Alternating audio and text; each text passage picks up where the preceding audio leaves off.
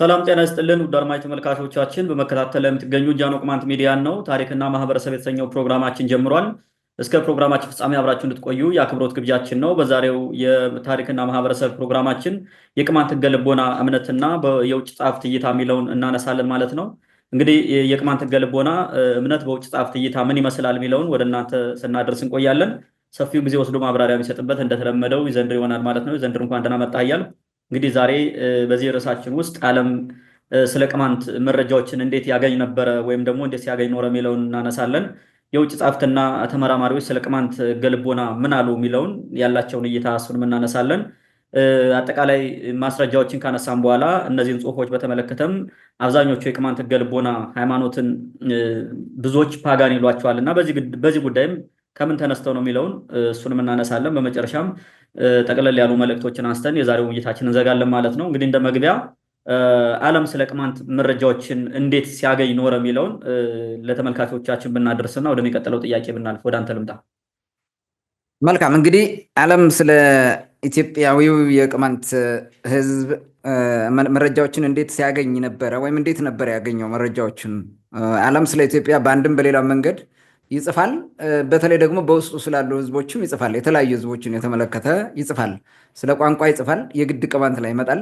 ስለ ሃይማኖት ይጽፋል፣ የግድ ስለ ቅማንት ህገ ልቦና የአምልኮት ስርዓት መምጣቱ አይቀርም። ስለ ካልቸር፣ የተለያዩ የካልቸር ኤሌመንቶችን ለማጥናትም የግድ ይመጣሉ። የተለያዩ አስፔክት ኦፍ ላይፍ ለማጥናት ሲመጡ፣ ኢትዮጵያን እናጠናለን ብለው ሲመጡ እነዚህ ነገሮች የግዴታ ማጥናት ይኖርባቸዋል ማለት ነው፣ ያገኛሉ ማለት ነው።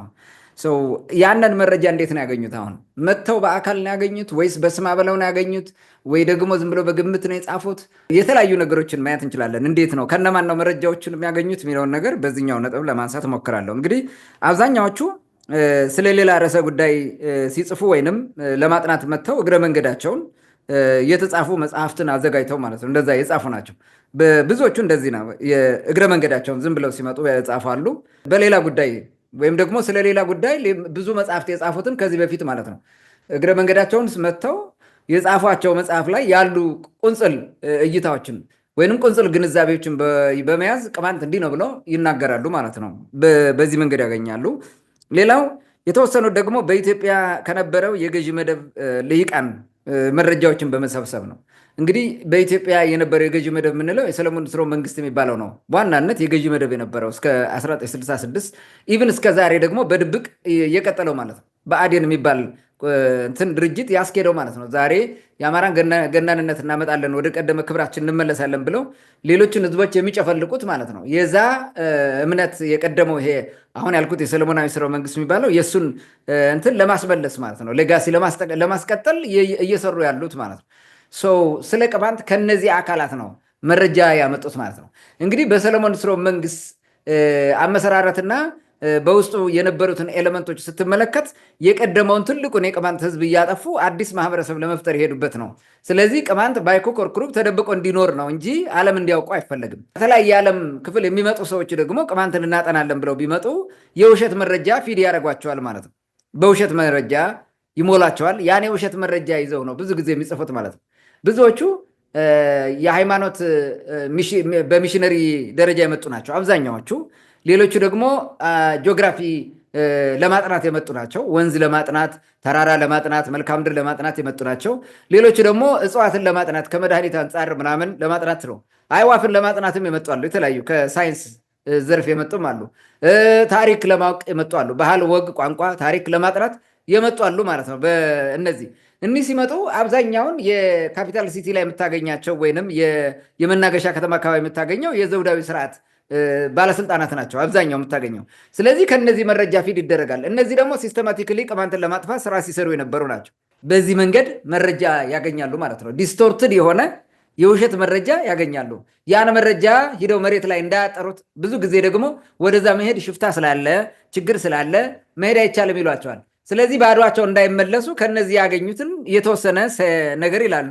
አንዳንዴ ደግሞ ከአጎራባች እዛው ከከተማው ጥግ ያለ ቅማንት ካለ ተራ ገበሬ ያመጡላቸውና እንዲህ ብለህ ንገራቸው ያሉታል። ይጠይቃሉ። ተራ ነገር ዝም ብሎ ይነግራቸዋል። የሃይማኖት እውቀት የለው ምን እውቀት የለው ዝም ብሎ ማለት ነው። አያውቁም ብለውም ይጽፋሉ እንደዚህ። ግንዛቤም የላቸውም ብለው ይጽፋሉ። በዚህ ተነስተው ማለት ነው።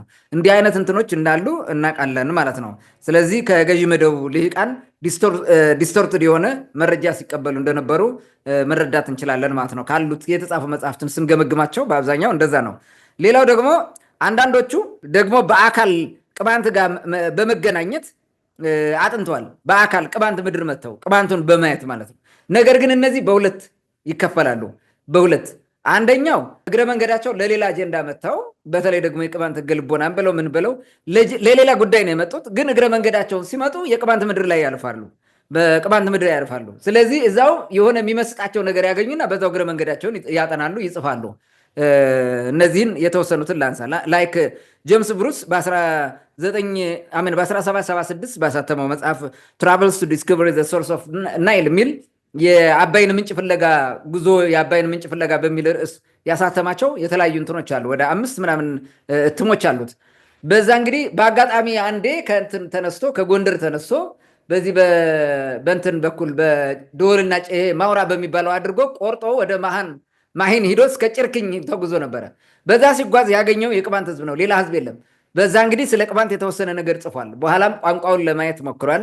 እንዲህ አይነት ነገሮችን አድርጓል። እግረ መንገዱን ነው በፍጹም እሱ ቅማንትን እዚህ ላጠና ምናምን ብሎ አይደለም። እግረ መንገዱን ሲያገኝ አካቷል። ትንሽ ሜይ ቢ 2 ፔጅ አይሞላም ከመጽሐፉ የጻፈው ማለት ነው ስለ ቅማንት። እንዲህ አይነት እንትን አለ ማለት ነው። ቅማንትን ላጠና ብሎ አይደለም የመጣው። ሲመጣ ግን እግረ መንገዱን ስላገኘ ስለዛ ነገር መናገር ስላለበት አዲስ ዓለም ስለሆነ የመጣው በአዲሱ ዓለም ውስጥ ስላሉ ሁሉም ነገሮች ይጽፍ ስለነበረ ነው ያን የጻፈው ማለት ነው። ሌላ ራሳም የሚባል ሰውዬ በ1869 እንግዲህ ናሬቲቭስ ኦፍ ብሪቲሽ ሚሽን ቱ ቴዎድሮስ ኪንግ ኦፍ አቢሲኒያ ብሎ የጻፈው መጽሐፍ አለ። ይሄ በ1869 በአውሮፓውያን ነው። ዓመተ ምሕረቶቹ በአውሮፓ ናቸው። በዚህ እንግዲህ ሰውየው ጽፏል። የመጣው ይህን ሚሽን ነው፣ የብሪቲሽ ሚሽን ቴዎድሮስ ይዞ መጥቶ እሱን ለማውጣት ነው። በሌላ መንገድ ራሱ ሚሽነሪ እንትን ነው፣ የሆነ የሃይማኖት ሚሽነሪ እንትን ነው። ዞሮ ዞሮ ግን ይሄ ሰውዬ የእንግሊዝን ሚሽን ይዞ መጥቶ ከቴዎድሮስ ጋር የነበረውን ነገር የዲፕሎማሲ ስራ ምናምን የመሳሰሉትን ለመስራት የመጣ ሰውዬ ነው። እግረ መንገዱን ስለ ቅማንት ተናግሯል ማለት ነው። ስለ ቅማንት በአንድም በሌላ መንገድ ጽፏል። እግረ መንገድ ነው ይሄ እንጂ ቅማንት ምንድን ነው የሚለውን ነገር ለማጥናት አልመጣም። ሌላው ሄንሪ ስተርን የሚባል ነው። ይሄ ደግሞ በ1862 ነው። ዋንደሪንግ አመንግ ዘ ፈላሻ ቪሌጅ ኢን አቢሲኒያ ብሎ ከሌሎች ኢንሃቢታንትስ ጋር ዲስክራይብ ያደርጋለሁ ምናምን የሚል ነው የሰራው። እንግዲህ ሞር ፈላሻ ብሎ እንትን ቢልም በተለያየ ቦታ ጽፏል የሆነ ነገር። የመጣው ግን ሚሽነሪ ነው። ባይ ዘ ወይ ስተርን ማለት ሚሽነሪ ነው፣ የፕሮቴስታንት ሚሽነሪ ነው። አፄ ቴዎድሮስን አግኝቶ ስለ አፄ ቴዎድሮስ ብዙ ነገር ጽፏል። ትልቅ መጽሐፍ አሳትሟል። ሌሎችም እንትኖች አሉት። ታስረው ከነበሩት ሰዎች ውስጥም አለ። መጨረሻ መቅደላ ላይ አፄ ቴዎድሮስ ህይወቱን ሲያጠፋ እነዚህ ሁሉ በስር የነበሩ ናቸው። ይሄ ሰውዬ ማለት ነው አንዱ ነው ከታሰሩት መካከል። አንደኛው ማርቲን ፍራድ ነው፣ በኋላ እመጣዋለሁ። እንዲህ አይነት እነዚህ ሁሉ ነበሩ። ይሄ ስተርን የመጣው ከግብፅ ወደ ሱዳን በሱዳን አድርጎ በገላባት በኩል ነው የመጣው። ሲመጣ ሰራባ አካባቢ አርፏል። ይሄ ዋሊደባ አካባቢ የነበሩትን ነገሮች ሁሉ ጽፎ ፎቶዎችን ራሱ አይ ቲንክ ስኬች ያደረጋቸውን ነገሮች ሁሉ አቅርቦልናል። ስለ ባላምባራስ ገልሞ እዛ የነበረው መተንባን፣ ቋራን ምናምን ያን አካባቢ ሲቆጣጠር የነበረው ቅማንት እንደነበረ ጽፏል። በአጠቃላይ ማለት ነው እግረ መንገዱን ስላገኘ ነው። አላማው ግን እሱ አይደለም። ስለዚህ በእግረ መንገድ ነው ማለት ነው ይሄኛውም። ሌላው ማርቲን ፍላድ ነው። ይሄ በ1860 ነው። ማርቲን ፍላድ እንዲሁ የሃይማኖት ሚሽነሪ ነው። ሚሽነሪ መጥቶ ሃይማኖት ለመስበክ ነው የመጣው። የፕሮቴስታንት እንትን ነው። ግን የኦርቶዶክስ እምነት ተከታይ ካህናትና ሊቃውንቱ በፍጹም የሰውዬ እንዳናየው ሃይማኖት የሌላቸው ወይንም ሃይማኖታቸውን አንቀይርም ያሉ ፈላሻዎች አሉ። ይሄድና እዛ ውስጥ ሆኖ እነሱን ይቀይር አሉ። አሁን ማርቲን ፍላድ ወደ የተገፋ ደንቢያ ጀንዳ ወደሚባል ቀበሌ ጀንዳ የሚባል አካባቢ የነበሩ ፈላሻዎቹ ጋር ሄደ ማለት ነው። እዛ ሄዶ ተማረ፣ ፈላሽኛ አጠና። ሃይማኖትም የሚሰብከውን እየሰበከ የፈላሽኛ ቋንቋ አጥንቶ አንድ መጽሐፍ አሳተማል። በ1960 ዓመተ ምህረት የታተመ መጽሐፍ አለችው። አጭር መጽሐፍ ከ100 ገጽ የማይበልጥ ነው። ምን ይላል? ሾርት ዲስክሪፕሽን ኦፍ ፈላሻ ኤንድ ቅማንት ላንጉጅ ነው የሚለው። ሾርት ዲስክሪፕሽን ብሎ ነው የጸራው። አጭር ነገር ነው። እንግዲህ እዛ ስለተቀመጥኩ ነው ይላል። እሱም ስራ እዛ ገፍቶ ስራ አስፈቶኝ እዚህ ቁጭ ብዬ በአጋጣሚ ቋንቋውን እንደዚህ ሰራው ብሎ ጽፏል እዛ ጋር ማለት ነው። ስለ ቅማንትም የሆነ ነገር ብሏል። የቻለውን ነገር ለማብራራት ሞክሯል፣ እግረ መንገዱን ማለት ነው። ጥሩ ነገር ነው ባይዘወኝ። በኋላ እንግዲህ ሰክሰስፉል መሆን ሲጀምር ተቃወሙኝ ነው የሚለው በቅናት። አሁንም እነዛ ቄሶች መጥተው ችግር ፈጠሩ። መጨረሻ እንግዲህ ከታሰሩት መካከል ሆነ ማለት ነው። ተሰረሱ ሰውየው ማለት ነው። መድፍ እንዲሰሩ ተደረገ። መጨረሻ ታሰሩ። ያው ያ እስራት ደግሞ የአፄ ቴዎድሮስን ሕይወት መጀመሪያ ወደ መጨረሻው ለመቅጠፍም ምክንያት ሆኗል ማለት ነው። ዋና ዓላማው ሚሽን ይዞት የመጣው የሃይማኖት ሚሽን እንጂ ቅማንትንም ፈላሻንም ለማጥናት አልነበረም ማለት ነው። ሌላው ደግሞ ኤድዋርድ ራፔል ይባላል። ዶክተር ኤድዋርድ ራፔል በነገራችን ላይ ስለ ቅማንት ፖዘቲቭ የሆነ ነገር የጻፈ በአካል ሂዶ ከርከር ካሉ ቅማንቶች ገብቶ አይቶ ነው። ይሄ ቀደም ብሎ የጻፈው በ1840 ዓመተ ምህረት የታተመ መጽሐፍ ነው ያለው። እሱ እኔ ጀርመንኛ አልችልም፣ ግን ያጻጻፉ ሬዚ እና አቢሲኒየን የሚል ነገር ነው። ምን ማለት ነው? ትራቨል ኢን አቢሲኒያ የሚል ይመስለኛል እንትኑ ትርጉሙ። የጉዞ በአቢሲኒያ የተለያዩ ጉዞዎችን አድርጓል። በነገራችን ላይ ብዙ እንትን ጽፏል። ከግብፅ ጀምሮ ኑቢያን ምናምን በሙሉ ብዙ መጽሐፍ ጽፏል በዚህ ጉዳይ ጉዞ ማለት ነው። ይሄ ወልቃይትን በለው ተከዜ በለው ምናምን ኢትዮጵያ ውስጥ ያሉ ወንዞችን እየዞረ እንትን ብሏል ከሌሎች ጋር ልክ እንደ ዲ አባዴ ጣሊያናዊው ማለት ነው። እንደሱ አይነት ስራ ሰርቷል። ብዙ ነው የሰራው ማለት ነው። ይሄ ግን ጥሩ ነገሮችን ጽፏል። ቅማንት የት የት እንደሚገኝ ሃይማኖቱ አንዱን አምላክ እንደሚያመልክ በትክክል ጽፏል። ስርዓቶችን ለመግለጽ ሞክሯል። ቅማንቶችን ዲስክራይብ አድርጓል። ፊዚዮሎጂካሊ በተለያየ መንገድ ለማብራራት ሞክሯል። እና ጥሩ ነገር ነው እሱ ፖዘቲቭ የሆኑ ነገሮች ከሰሩት በአካል አይቶ ማለት በነበሩ በቀደምት ከዛ በፊት የተወሩ ነገሮችን ተመርኩዞ ወይንም እዛ ጎንደር ከባቢ ከነበረ የገዢ መደብ እንትን ሳይቀበል በአካል ሂዶ ነው ቁጭ ብሎ ተረድቶ የጻፈው ማለት ነው። ዛት ወዝ ናይስ። ለቅማንቶች ጥሩ ነገር ነው የጻፈው እሱ። ሌላው እንግዲህ ግራም ሃንኮክ ነው። በግራም ሃንኮክ በ1992 በፈረንጆቹ ዘ ሳይን ኤንድ ሲል የሚል መጽሐፍ ጽፏል። ይህም ታቦተ ጽዮን ፍለጋ በሚል ነው በአማርኛ ተተርጉሟል። በዚህ መጽሐፉ እንግዲህ ዋና ዓላማው ታቦተ ጽዮን የት ነው ያለ ብሎ የሚፈልግ ነው። እሱን ለመፈለግ በአጋጣሚ ከዚህ ጋር ከሚሽኑ ጋር ይገናኝልኛል አወገናኝም ብሎ ለማጥናት ጭልጋ ድረስ ሂዶ እና አባ ወንበር ሙሉነህ መርሻን አግኝቶ አናግሮ ነበረ። ከዛ ስለ ቅማንት ሃይማኖት ጽፏል። በተቻለ መጠን ጥሩ ነገሮችን ጽፏል። ምንም የከፋ ነገር የለውም። በተለይ ቅማንቱ ላይ የሚደርስ የነበረው ጉዳት በሃይማኖት እንዴት እንደሚገለሉ የሃይማኖት እሴቶችን ለማጥፋት ምን ያክል ዘመቻ እንደተካሄደ እና ሙሉ እንትና ማን ነው ወንበር ሙሉነህ መርሻን አናግሮ ብዙ ነገሮችን ጽፏል ማለት ነው። ሰው ይሄም አለ። ሌላ ጆሴፍ አለቬ የሚባል ሰውዬ ነው። ይሄ በ1873 አይ ቲንክ ፈረንሳይኛ ይመስለኛል። ኢዚያ ሹር አይ ዶንት ኖ እኔ እርግጠኛ አይደለም። ላንግ አገው ምናምን የሚል ነገር ነው። ወይም ሊድ ዳይሌክት ደስ ፈላሻ ይላል። ምን ማለት ነው ሲተረጎም ኤሴይ ኦን አገው ላንጉጅ ይልና ዲያሌክት ኦፍ ፈላሻስ ነው የሚለው። ፈላሻን ለማጥናት ነው። እሱ ሰውዬ በነገራችን ላይ እንትን ነው፣ ይሁዲ ነው። ከዛ ይሄ ሰውዬ ነው ኢትዮጵያ ውስጥ የነበሩ ቤተ እስራኤላውያን የሚል እንትን ሲየንሱ እንዲመጣ ያደረገና ኢቭን የኢብራይስጥ ቋንቋ እንዲማሩ አምቦበር ትምህርት እንዲጀመር ካደረጉ ኮንትሪቢዩት ያደረገው ሰውዬ ነው። እስከ 19 እንትኖቹ ታግሏል ብዙ ይሄ ሰውዬ ማለት ነው። አንዱ ትልቁ ምክንያት እሱ ነው፣ ከእስራኤል ጋር ሊንክ ለማድረግ ማለት ነው። ጆሴፍ አለቪ ብዙ ነገር ሰርቷል። በዘወይ የጸሎት መጽሐፍትን ማምጣት የመሳሰሉት ነገሮች ምናምን የሰራ ሰውዬ ነው። ዞሮ ዞሮ እግረ መንገዱን ስለ ቅማንት እንትን ብሏል። የተዛባ ነገር አለው። እንደገና ስለ ታታሪነታቸው አጠቃላይ የስራቸው ሁኔታ ደግሞ ጽፏል። ጥሩም መጥፎም ጽፏል ማለት ነው። ሌላው ደግሞ እንትና ነው ጄምስ ቁሪን የሚባል ነው። ይሄ ካስት ኤንድ ክላስ ኢን ኢትዮጵያ የሚል ነው። በ1998 የታተመ አንድ ትልቅ አርቲክል አለው። እሱ ጋር የቅማንትና የፈላሻ ብሎ ነው የሰራው። የፈላሻዎችና የቅማንቶች ካስት ፎርሜሽን እንዴት እንደመጣና በዚህ በጎንደር ዘመን እንዴት እንደነበረ፣ በአፄ ቴዎድሮስ ዘመን እንዴት እንደነበረ፣ ቅማንቶች እንዴት አድርገው ሲስተማቲካሊ ችግሮችን ተቋቁመው እንዳለፉ በዲፕሎማቱ ነው። ፈላሻዎቹ ደግሞ በልክ እስከ መጨረሻው ታግለው ከርስ እንደተነቀሉና እንትናቸው ክላሳቸው የወረደ እንዲሆን ከርስ እንዲነቀሉ እንደተደረጉ ለመጻፍ ያሞከረ ነው። ስለዚህ እግረ መንገዱ ነው ማለት ነው። ዓላማው እንትን ነው። ይሄ ኢቮሉሽን ኦፍ ቤተ እስራኤል ነው። ኢትዮጵያን ጂውስ ነው የሚለው ፎከስ የሚያደርገው እዛ ጋር ነው። ግን እግረ መንገዱን ሁለቱ ህዝቦች ስለሚገናኙ የቅማንትን ማብረን እዛ ውስጥ አካቶታል ማለት ነው። ከሌሎች የተሻለ ነው። ባይ ዘ ወይ ትኩረት አድርጎ ጽፏል ብዙ ነገር ስለና ዛቻውሳ የጎንደር ህዝብ አሰራር ምናምን የሚመለከቱት ይሄ የጆሮ የእንጨት ጉትቻ እንዴት እንደመጣ ለምን እንደተፈጠረ እሱ ሁሉ አብራርቷል። ባይ ዘ ወይ ብዙ ነገር ጽፏል። ሌላው እንግዲህ ሁጉስ ሊዮ ሮክስ የሚባል ሰውዬ ነው። ይሄ ፈረንሳያዊ ነው። 1917 አይ ቲንክ ይህም ፈረንሳይኛ ነው። ቼዝላ ሬን ዲ ሳቫ ነው የሚል ይመስለኛል። ምንድነው ይሄ ሲተረጎም ዘ ኩዊን ኦፍ ሻባስ ክሮኒክል የሚል ይመስለኛል። ይሄንም አሳትሟል። ስለ ቅማንቶች ይሄ አሁን አማራ ብለው የሚያስቡትና ይሄ ገዢ መደብ የሆነው ሸዋ ላይ የተቀመጠው አባቶቻችን በጣና ዙሪያ ያሉ ቅማንቶች ናቸው ማለት ነው። በጣና ዙሪያ ሲል ጎጃምም አለ፣ ጎንደርም አለ፣ በፎገራውም አለ፣ በደንቢያም አለ፣ ባለፋውም አለ፣ ባቸፈሩም አለ ማለት ነው። በታችኛው በኩል አሁን የአባይ ድልድይ በሚባለውም አለ ማለት ነው። ሰው በዚህ ዙሪያ ሁሉ ያለው እነዚህ ህዝቦች ናቸው አባቶቻችን ብለው በዝርዝር ነግረውት ጽፎ አቅርቧል ማለት ነው። ይህንን ማየት እንችላለን ማለት ነው። እንግዲህ ሁለተኛው እነዚህ በእግረ መንገዳቸውን ለሌላ ሚሽን መጥተው ግን ቅማንትን ፊዚካሊ በማግኘት የእንትን ያሉት ናቸው። ሊዮ ሮክስ ሞር ቅማንትን በአካል አላገኘም፣ ግን እነዛ ሰዎች ቅማንትንን ስላሉ ፖዘቲቭ የሆነ ነገር ብዙ ነገር ስለነገሩት ሸዋ አካባቢ ቅማንትም እንደነበረ ስለሚታወቅ ከዛ አንጻር ነው ይሄን ያቀረብኩት እንጂ ያው ከገዢ መደቦች ባገኘው በሚል መውሰድ እንችላለን።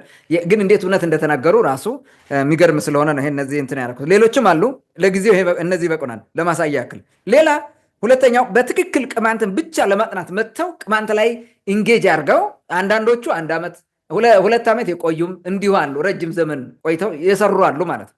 እነዚህ ደግሞ የተወሰኑትን 1-4ቱን ልጥቀስና ይሄኛውን ቶፒክ እናውቃ። አንደኛው ሪቻርድ ሲጋምስት ነው። በ1969 2 ዓመት ነው የቆየው። በአውሮፓውያን አቆጣጠር 1964 እስከ 65 64ም ነበረ 65ም ነበረ። ስራዎቹን አሳትሞ 69 ላይ የታተመው ማለት ነው። ያን የወሰደውን እስከሚጽፍ እስከ ምናምን የሚደረግ ጨርሶበት 69 ነው። 65 ሚሽኑን ጨርሶ ሄዷል።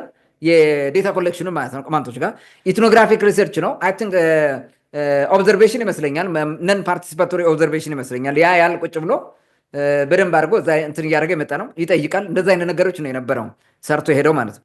ኦኬ ሌላው ካርሎ ኮንቲሮዚኒ 1912 ነው በፈረንጆቹ፣ በእኛ 8 ዓመት ቀንሱበት 04 ይመስለኛል የሚሆነው።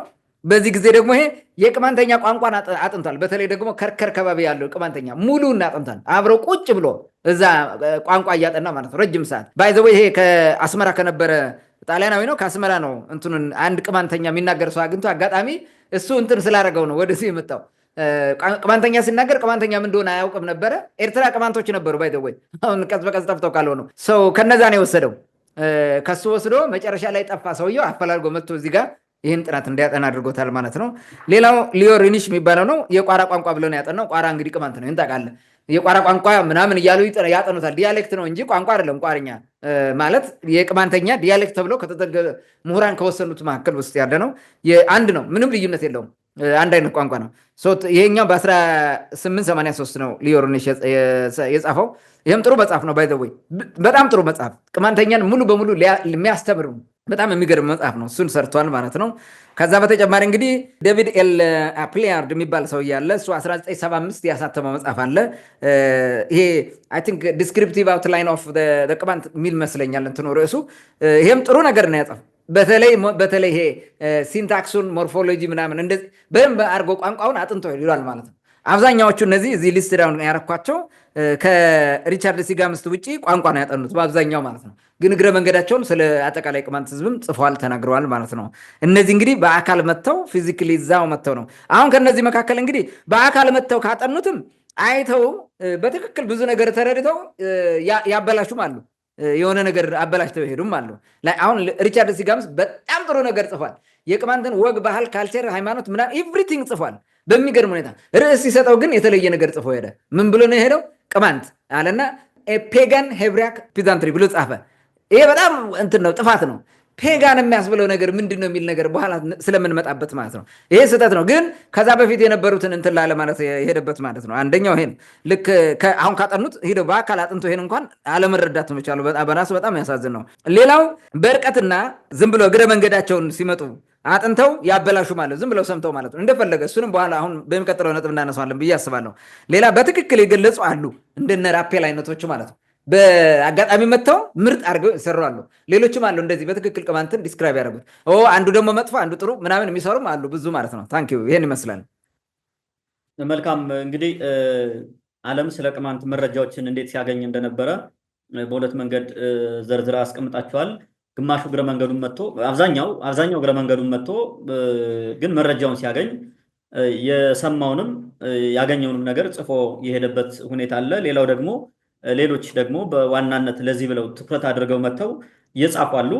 እንግዲህ ከሞላ ጎደል ቅማንት ማን ነው ምንድን ነው የሚለውን በመጥፎ የሚጻፉት በመልካም ነገር እንደዚህ አይነት ህዝብ አለ ወይ እንዴ ብሎ ሌላው ሰው እንዲነሳሳ የሚያደርግበት ሁኔታ ተፈጥሯል ማለት ነው። አሁን ዛሬም እነዚህም ሁሉ ነገሮች አንተ ስታነሳቸው የነበሩት ነገሮች በይበልጥ እንዴት ስለ ቅማንት የተጻፉ ነገሮች የሉም የሚል ብዙ ሰው ስላለ ይህን ያክል ሰው ጽፏል እንዴ ምናምን እኔ ራሱ ስማቸውን እየጻፍኩ ነበርና ከዚህ በፊትም የሆነ እየጻፍኩ አንድ የነዚህን ጠቅለል አድርገህ የጻፍኩ አንድ እንትን ነበረ ጽሁፍ ነበረ እሱን ያየሁትን ጊዜ ራሱ እንትን ብሎብኛልና ሳስበው መጀመሪያ 11 በኋላ 4 ወደ 15 የውጭ ጸሐፍት ስለ ቅማንት ጽፈዋል ማለት ነው። ሶ ከዚህ በላይም ሊኖር ይችላል ማለት ነው። ከዚህ በላይም ሊኖር ይችላል ማለት ነው እና የሚገርም ነው ይሄ አሁን ስለ ቅማንት ማንም ሰው እንደዚህ ኮንሲደር አያደርግም። እንደዚህ አይነት ነገሮች መኖራቸው መልካም ነገር ነው፣ ለመነሻ ይሆናል ማለት ነው። በጣም ደስ ይላል። እንግዲህ እናየዋለን ወደ ውስጥ ገባ ብለን። ተወደደም ተጠላም ግን እነዚህ ሰዎች ስለ ቅማንት ሲጽፉ ያው እንደምታውቀው ሽፍታለ ምናምን የሚባለው አሁንም ድረስ ቅማንት ውስጥ ልታጠና የሆነ ነገር ብትል እንኳን የሌላ ተወላጅ እንኳን የሌላ ዜጋ የሌላ ሀገር ዜጋ ቀርቶ ቅማንት የሆነ ሰው ስለ ቅማንት ሊጽፍ የሆነ እንቅስቃሴ ቢያደርግ ምን እንደሚፈጥሩ ታውቃለህ። አሁን ሰው መኖር በሰላም አቅቶታል እንኳን እና በጣም ከባድ ነው። እና ሐኪም አበበች ራሱ ወደዛ አካባቢ ሄደው ለማጥናት ችግር እንደገጠማቸው ሲናገሩ ነበረ። ባለፈው እኛ ዝም ብለን አልፈ ነው ካልሆነ በስተቀር እንደዛ ሲሉ ነበረ። እንደዛ ያደረጉባቸው ደግሞ የአካባቢው ባለስልጣናት የጸጥታ ችግር አለ ወደዚህ እንዳትሄዱ አይነት ነገር ጫና እንዳደረጉባቸው እንደውም አንዱ ሙስሊም ስለ ቅማንት አንድ ሪሰርች ሰርቼ በሆነ አጋጣሚ በሆነ ችግር ምክንያት ሳይታተም ቀርቷል ብሎ አሁን ላይ ሸልፍ ላይ ተቀምጦ እንዳለ ተናግሯል። አሁንም ድረስ ችግሩ እንዳለ ማንሳት እንችላለን ማለት ነው። ስለዚህ አሁን ስታነሳቸው የነበሩትን ነገሮች ጠቅልል አድርገን ወደ ዋናው ጉዳይ እንግባና የውጭ ጸሐፍትና ተመራማሪዎች እንግዲህ ስለ ቅማንት ህገ ልቦና ምን አሉ የሚለውን ማንሳት አለብን። አሁን ስለ ቅማንት የጻፉትን ሰዎች ነው በዝርዝር ጠቅልል አድርገ ያቀረብካቸው። እነዚህ ሰዎች ግን ምናልባት የምታነሳው ካለ እያንዳንዳቸውን በስም ደረጃም ያሉትን ለመተቸትም ለማመስገንም አጠቃላይም ለመተንተን ያመች ዘንድ ምን አሉ የሚለውን ስለ ህገ ልቦና በተለይ ምን አሉ የሚለውን ብናነሳ ደስ ይለኛል። ወደ አንተ ልምጣ። መልካም እንግዲህ አሁን እዚህ ሊስት ያደረኩት ትንሹን ነው። በነገራችን ላይ ስለ ቅማንት የጻፉ ስለ ቅማንት የሆነ ነገር ያሉ በመቶዎች ነው የሚቆጠሩት። በመቶዎች ማለት ምን እንደሆነ እናውቃለን አይደል እንዴ? ከአንድ መቶ ጀምረ እስከ 900 ሊሆን ይችላል። በመቶዎች ናቸው።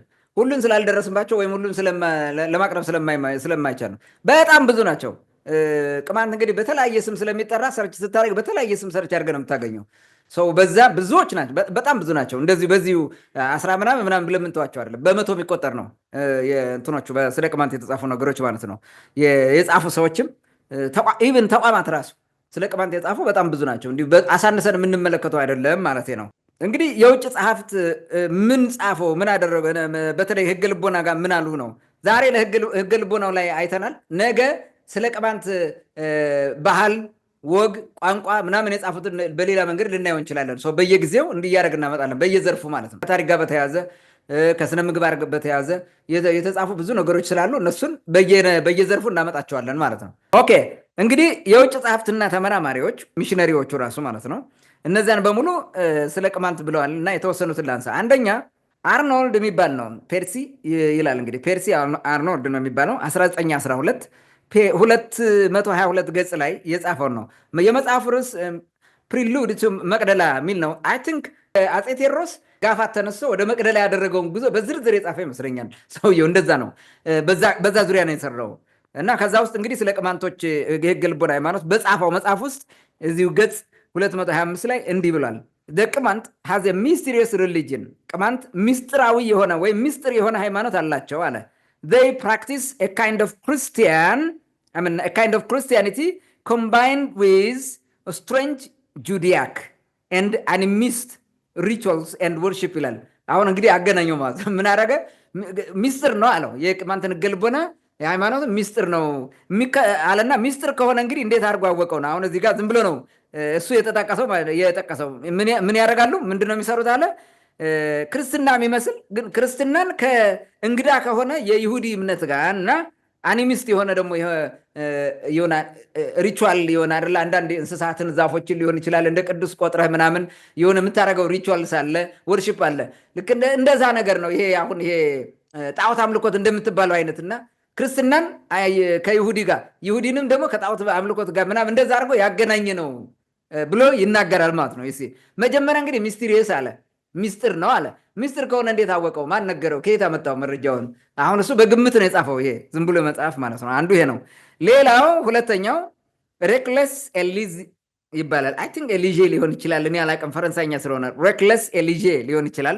1875 ነው ይሄ ገጽ 232 አንድ መጽሐፍ አለው። መጽሐፉ በነገራችን ላይ ብዙ መጽሐፍት አሉት፣ ሌሎችም አሉት። ስለ ቅማንት ብዙ ጽፏል ይሄ ሰውዬ፣ አንድ ብቻ አይደለም። ይሄ እንግዲህ እኔ ፈረንሳይኛ አልችልም ብያቸዋለሁ፣ ግን ኖቬሌ ጂኦግራፊ ዩኒቨርሴል ሚል ይመስለኛል። ዩኒቨርሴል እንደዛ ይመስለኛል። እንግዲህ አሁን መጽሐፉ እንደዛ ነው የሚለው። በዚህ መጽሐፍ በፈረንሳይኛ ነው ወደ እንግሊዝኛ የመለስኩትን ላቀርበው። ገጽ 232 ያለ የሆነ ነጥቦችን ላንብብና የተወሰነ ሀሳብ እየሰጠበት አልፋለሁ። ቅማንት ቢሊቭ ኢን ዋን ጎድ አያደለ። ቅማንት ቢሊቭ ኢን ዋን ጎድ አለ። በአንድ አምላክ ቅማንቶች ያምናሉ አለ። በጣም ጥሩ። ከዛ ቀጥሎ ኤንድ ይላል ኢን ሞርታሊቲ፣ በዘላለማዊነት በሰው ነፍስ ማለት ነው። ሰው በስጋ ነው እንጂ ሞተው በነፍስ አይሞትም። ነፍስ ዘላለማዊት ህያዊት ነች የሚለውን ማለት ነው። ኢንሞርታሊቲ ማለት ህያውነት ማለት ነው። በህያውነት ያምናል። እንዲሁም ይላል ሪኮግናይዝ ኦንሊ ሞሴስ አስ ኤ ፕሮፌት ኢንስፓየርድ ባይ ጎድ፣ ሞሴስ በእግዚአብሔር የተመረጠ ነብይ እንደሆነ ብቻ እሱም ብቻ ያውቃሉ ነው የሚለው። ሙሴን ብቻ ነው የሚያውቁት እንደ ፕሮፌት የሚያዩት ማለት ነው። እንደዛ ብሎ ጽፏል። ነገር ግን ይላል እሱ ቀጥሎ ደግሞ ምን ይላል? በት ዊል ኖት ናው ኤኒቲንግ አባውት ኤኒ ሪሊጂየስ ቡክ ይላል። ስለ የትኛውም አይነት መጽሐፍ ግን ምንም ነገር እውቀት የላቸውም፣ ሊያውቁም አይችሉም፣ የላቸውም ነው። የለም ህገ ልቦና ማለት በልብ ነው፣ በቃል ትምህርት ነው። ሁሉም ስርዓት የተሰራው በቃል ትምህርት ነው። ለልጆቻቸው ለትውልዱ እያስተላለፉት ያመጡት ማለት ነው። በዛ መንገድ ነው እንጂ መጽሐፍት የላቸውም። ልክ ምንም የሳተው ነገር የለውም። ሙሴን እንደ እንትን ይቆጥሩታል። ኦኬ ሊሆን ይችላል። ሙሴን ምን ችግር አለው? እኔ አሁን በሪቻርድ ሲጋምስ የጻፈው ሌላ ነው። ቅማንቶች ሙሴን ይጠሉታል። ምክንያቱም በሆነ ጊዜ እንደዚህ ብሎ ክዷቸው ስለነበረ የሚጠሉትን ሰው ከሃዲ የሆነን ሰው ዛሬ ሙሴ ብሎ ይጠሩታል ብሎ ጽፏል ሪቻርድ ሲጋምስ። እንግዲህ የትኛው ነው ትክክል አናቅም። ዝሮ ግን ስለ ሙሴ እዚህ ጋር ብዙ እንትን የለውም። ምንድን ነው የሚያሳየው? እዚህ ጋር አንድ አምላክ እንዳላቸው እና ህይወት ነፍስ ዘላለማዊት እንደሆነች ወይም ህያዊት እንደሆነች የሚያሳይ ነገር ጽፏል ማለት ነው። ስለዚህ ፔጋን ነው የሚሉ ውሸት ነው ማለት ነው። አሁን በዚህኛው ጋር በኋላ እንመጣለን ወደሱ ማለት ነው። ፔጋን ማለት ምን ማለት ነው? አሁን ፓጋን ይለዋል አንዳንድ ሰው፣ ግን ፔጋን ነው ትክክለኛው። ምን ማለት ነው? ዓለም ከተቀበላቸው ዋና ዋና ሃይማኖቶች ውጭ የሆነ ማለት ነው። ላይክ ከክርስትና፣ ከይሁዲነት፣ ከእስልምና ውጭ ከሆነ ማለት ነው።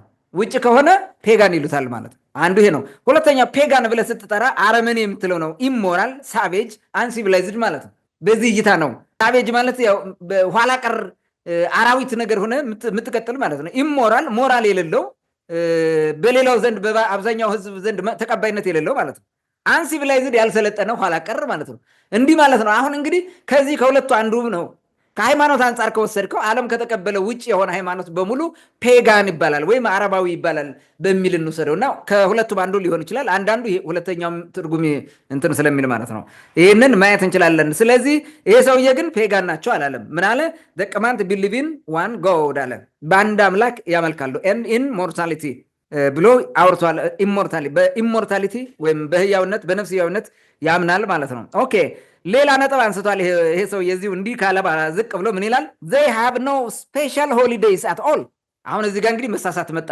ምንም አይነት ስፔሻል ሆሊዴይ በዓላት የላቸውም፣ የተለየ በዓላት የላቸውም ማለት ለምን አላጠናም? እንደ ሪቻርድ ሲጋምስ አላጠናም። አሁን ይሄ ሰውዬ ማድረግ ያለበት በእርግጥ ቀደም ብሎ ነው የጻፈው፣ ግን ያኔ ደግሞ አብዛኛው የቅማንት ባህል ወግ እንዳለ ተንሰራፍቶ በነበረበት ዘመን ነው፣ እንዳሁኑ አይደለም። ሪቻርድ ሲጋምስ የጻፈው መጥቶ ማለት ነው ስለ ሽምኩላ፣ ስለ ሀረመኪ፣ ስለ ምዝገና፣ ግበርሁ ምዝገና እንደ የሌለ በዓል የለም ቅማንት ውስጥ፣ እንደ የሌለ ሆሊዴይስ የለም በውስጡ ማለት ነው። እንዲያውም በካላንደር የተደገፈ ነው ብዙ የህገ ልቦና የአምልኮ ስርዓት ማለት ነው። ያንን አያውቅም ማለት ሆሊዴይ ጭራሽ የላቸውም አለ፣ በዓላት የላቸውም አለ። ግን ምን አለ? although they abstain from agriculture on Saturdays፣ በቅዳሜ ቀኖች ቅዳሜ በሆኑ ቀናት እርሻ አያርሱም፣ ከግብርና ይታቀባሉ ብሎ ተናግሯል። ይሄ እውነት ነው። ይሄ ራሱ ሆሊዴይ አይደለም ወይ? ይሄ ራሱ ማለት ነው። ሌላ ምን ይላል? they also observe no kind of fasting፣ ምንም አይነት ጾም የላቸውም ማለት። አሁን እንግዲህ ይሄ ሰውዬ ጂኦግራፈር ነው፣ ጂኦግራፊ ነው ሊያጠና የመጣው፣ ግን ስለ ቅማንት የጻፈው ነገር መዘባጠር ሆነበት። አሁን እዚህ ጋር ስለ ህገ ልቦና የጻፈው ማለት ለምን የተናገረውን ምንም አይነት ጾም የላቸው ማለት አትሊስት እኔ ራሴ በግሌ ማቃቸው 3 አጽዋማት አሉት። አንደኛ የሽንኩላ ጾም የሚባል 1 ወር ሙሉ የሚጾም አለ፣ በፋሲካ ደብረ ዘይት ግዴ የሚገደፈው ማለት ነው፣ ወይም ሽንኩላ ይባላል። ሁለተኛው ደግሞ በነሐሴ 1 ጀምሮ እስከ ጳጉሜ መጨረሻ እና መስከረም 1 የሚገደፈው ጾም ማለት ነው። ይሄ ሹም ኖህ ይባላል። የኖህ በውሃ መሰቃየት የሚያመለክት ነው። በጅራፍ ታጅቦ የሚጾም ነው ጾሙ ራሱ ማለት ነው፣ የኖህን መንገላታት እያሰቡ። ሌላው ደግሞ ዓርብ ሮብ አይበሉም ቅማንቶች ጭራሽ ማለት ነው፣ ጾም ነው። ይሄን እንዴት አያውቀውም ማለት ነው። አሁን ይሄ ህገ ልቦና ይሄን እንደሚያደርግ አላወቀው ማለት። ሌላው ደግሞ በጣም የሚገርመው they eat without distinction the meat slaughtered by Christians, Jews or Mohammedans አለ። አያርለ አይሁዶችም ክርስቲያኖችም እስላሞችም ያረዱትን እንስሳ ያገኙትን ሳይመርጡ ይበላሉ አለ። ይሄ በፍጹም ስህተት ነው። ሌላ ሰው የጻፈውን እንመጣለን። ይሄን የሚያፈርስ ደግሞ እዚሁ ሌላ አለ የሰራው ማለት ነው። የቅማንት ገልቦና እንዲያደርግም በፍጹም አንደኛው ኢትዮጵያ ውስጥ መርሳት የሌለብን ማለት ነው። ኢትዮጵያ ውስጥ ሌላው ያረደውን አለመብላት ዋና ያስተማረው የቅማንት ገልቦና ነው። በነገራችን ላይ አለመብላት ማለት ነው። ኢትዮጵያ ውስጥ አሁን የክርስቲያኑ የእስላሙን የማይበላበት ከህገ ልቦና ከዛ ከኦሪት እንደዛ እያለ የተወራረሰ የመጣ ነው እንጂ ከክርስትናው ራሱ ያመጣው አይደለም። በሚገርም ሁኔታ ማለት ነው። እንዲያውም እንኳን የክርስቲያን ያረደውን እስላም ያረደውን ሊበሉ ቀርቶ ገበያ ውለው ሲመጡ እንኳን ከክርስቲያን ከእስላም ምናምን ከይሁዲ ጋር ውለው ከመጡ ማለት ነው ገበያ ገላቸውን ታጥበው ነው ወደ ቤታቸው የሚገቡት። ሙሉውን ገላቸውን ታጥበው ከርኩሰት ለመንጻት ማለት ነው። እነዚህ አርክሰውን ይሆናል ብለ ማለት ነው። ይሄ ስህተት ነው በፍጹም ማለት ነው። አላዋቂ ሳሚ ንፍጥ ይለቀልቃል እንደሚባለው አሁን ሳቅ ነው የጻፈው ማለት ነው። በጣም የሚገርም ነው። በዚህ ምክንያት ይኸውልህ፣ በዚህ ምክንያት ይላል እነዚህ ሶስቱ ሃይማኖቶች ይላል ይኸውልህ አሁን because of this ይልና ሶስቱም ሃይማኖቶች ምን ይላል? ይሄን እነዚህ የሃይማኖት ሴክቶች detest them equally እኩል ይጠሉታል። ቅማንትን አሉ እንትን ይፈሩታል ወይም ያረቁታል። በቃ ይጠሉታል። አየህ በእኩል እሱ እንደሚጠላቸው በምን አላወቀም? ይሄን ማለት ነው ዋይ ከዚህኛው እንደመጣ ማለት ነው። ይሄኛውን ማየት እንችላለን። ጊዜ ለማሳጠር በዚህ ላብቃው ማለት ነው። ሶስተኛ ሰውዬ ኦሊሪ ይባላል። ዲላሲ ኢቫን የሚባል ነው። 1936 የታተመ ነው መጽሐፉ። ምን ይላል? ኢትዮጵያን ቸርች ነው የሚለው እንግዲህ የኢትዮጵያን ቸርች። በዚህ እንግዲህ አንዲት ቃል ተናግሯል እዛ ውስጥ ሲጽፍ ማለት ምን ይላል መሰለ? ፔጋን ቅማንት ሊቭ ኒር ጎንደር ይላል። ከዛች ውስጥ ከብዙ ጽፏል፣ ግን ለሃይማኖቱ እንትን የሆነችውን ነገር ብቻ ወጣት ማለት ነው። ምን ያለ አረመኔ የሆኑ ማለት ነው ሃይማኖት እንደዚህ አሁን ቅድም ባልኩት መንገድ ፔጋን የሚባለው አረማዊ የሆኑ ቅማንቶች በጎንደር አካባቢ ይኖራሉ ብሎ ጻፈ።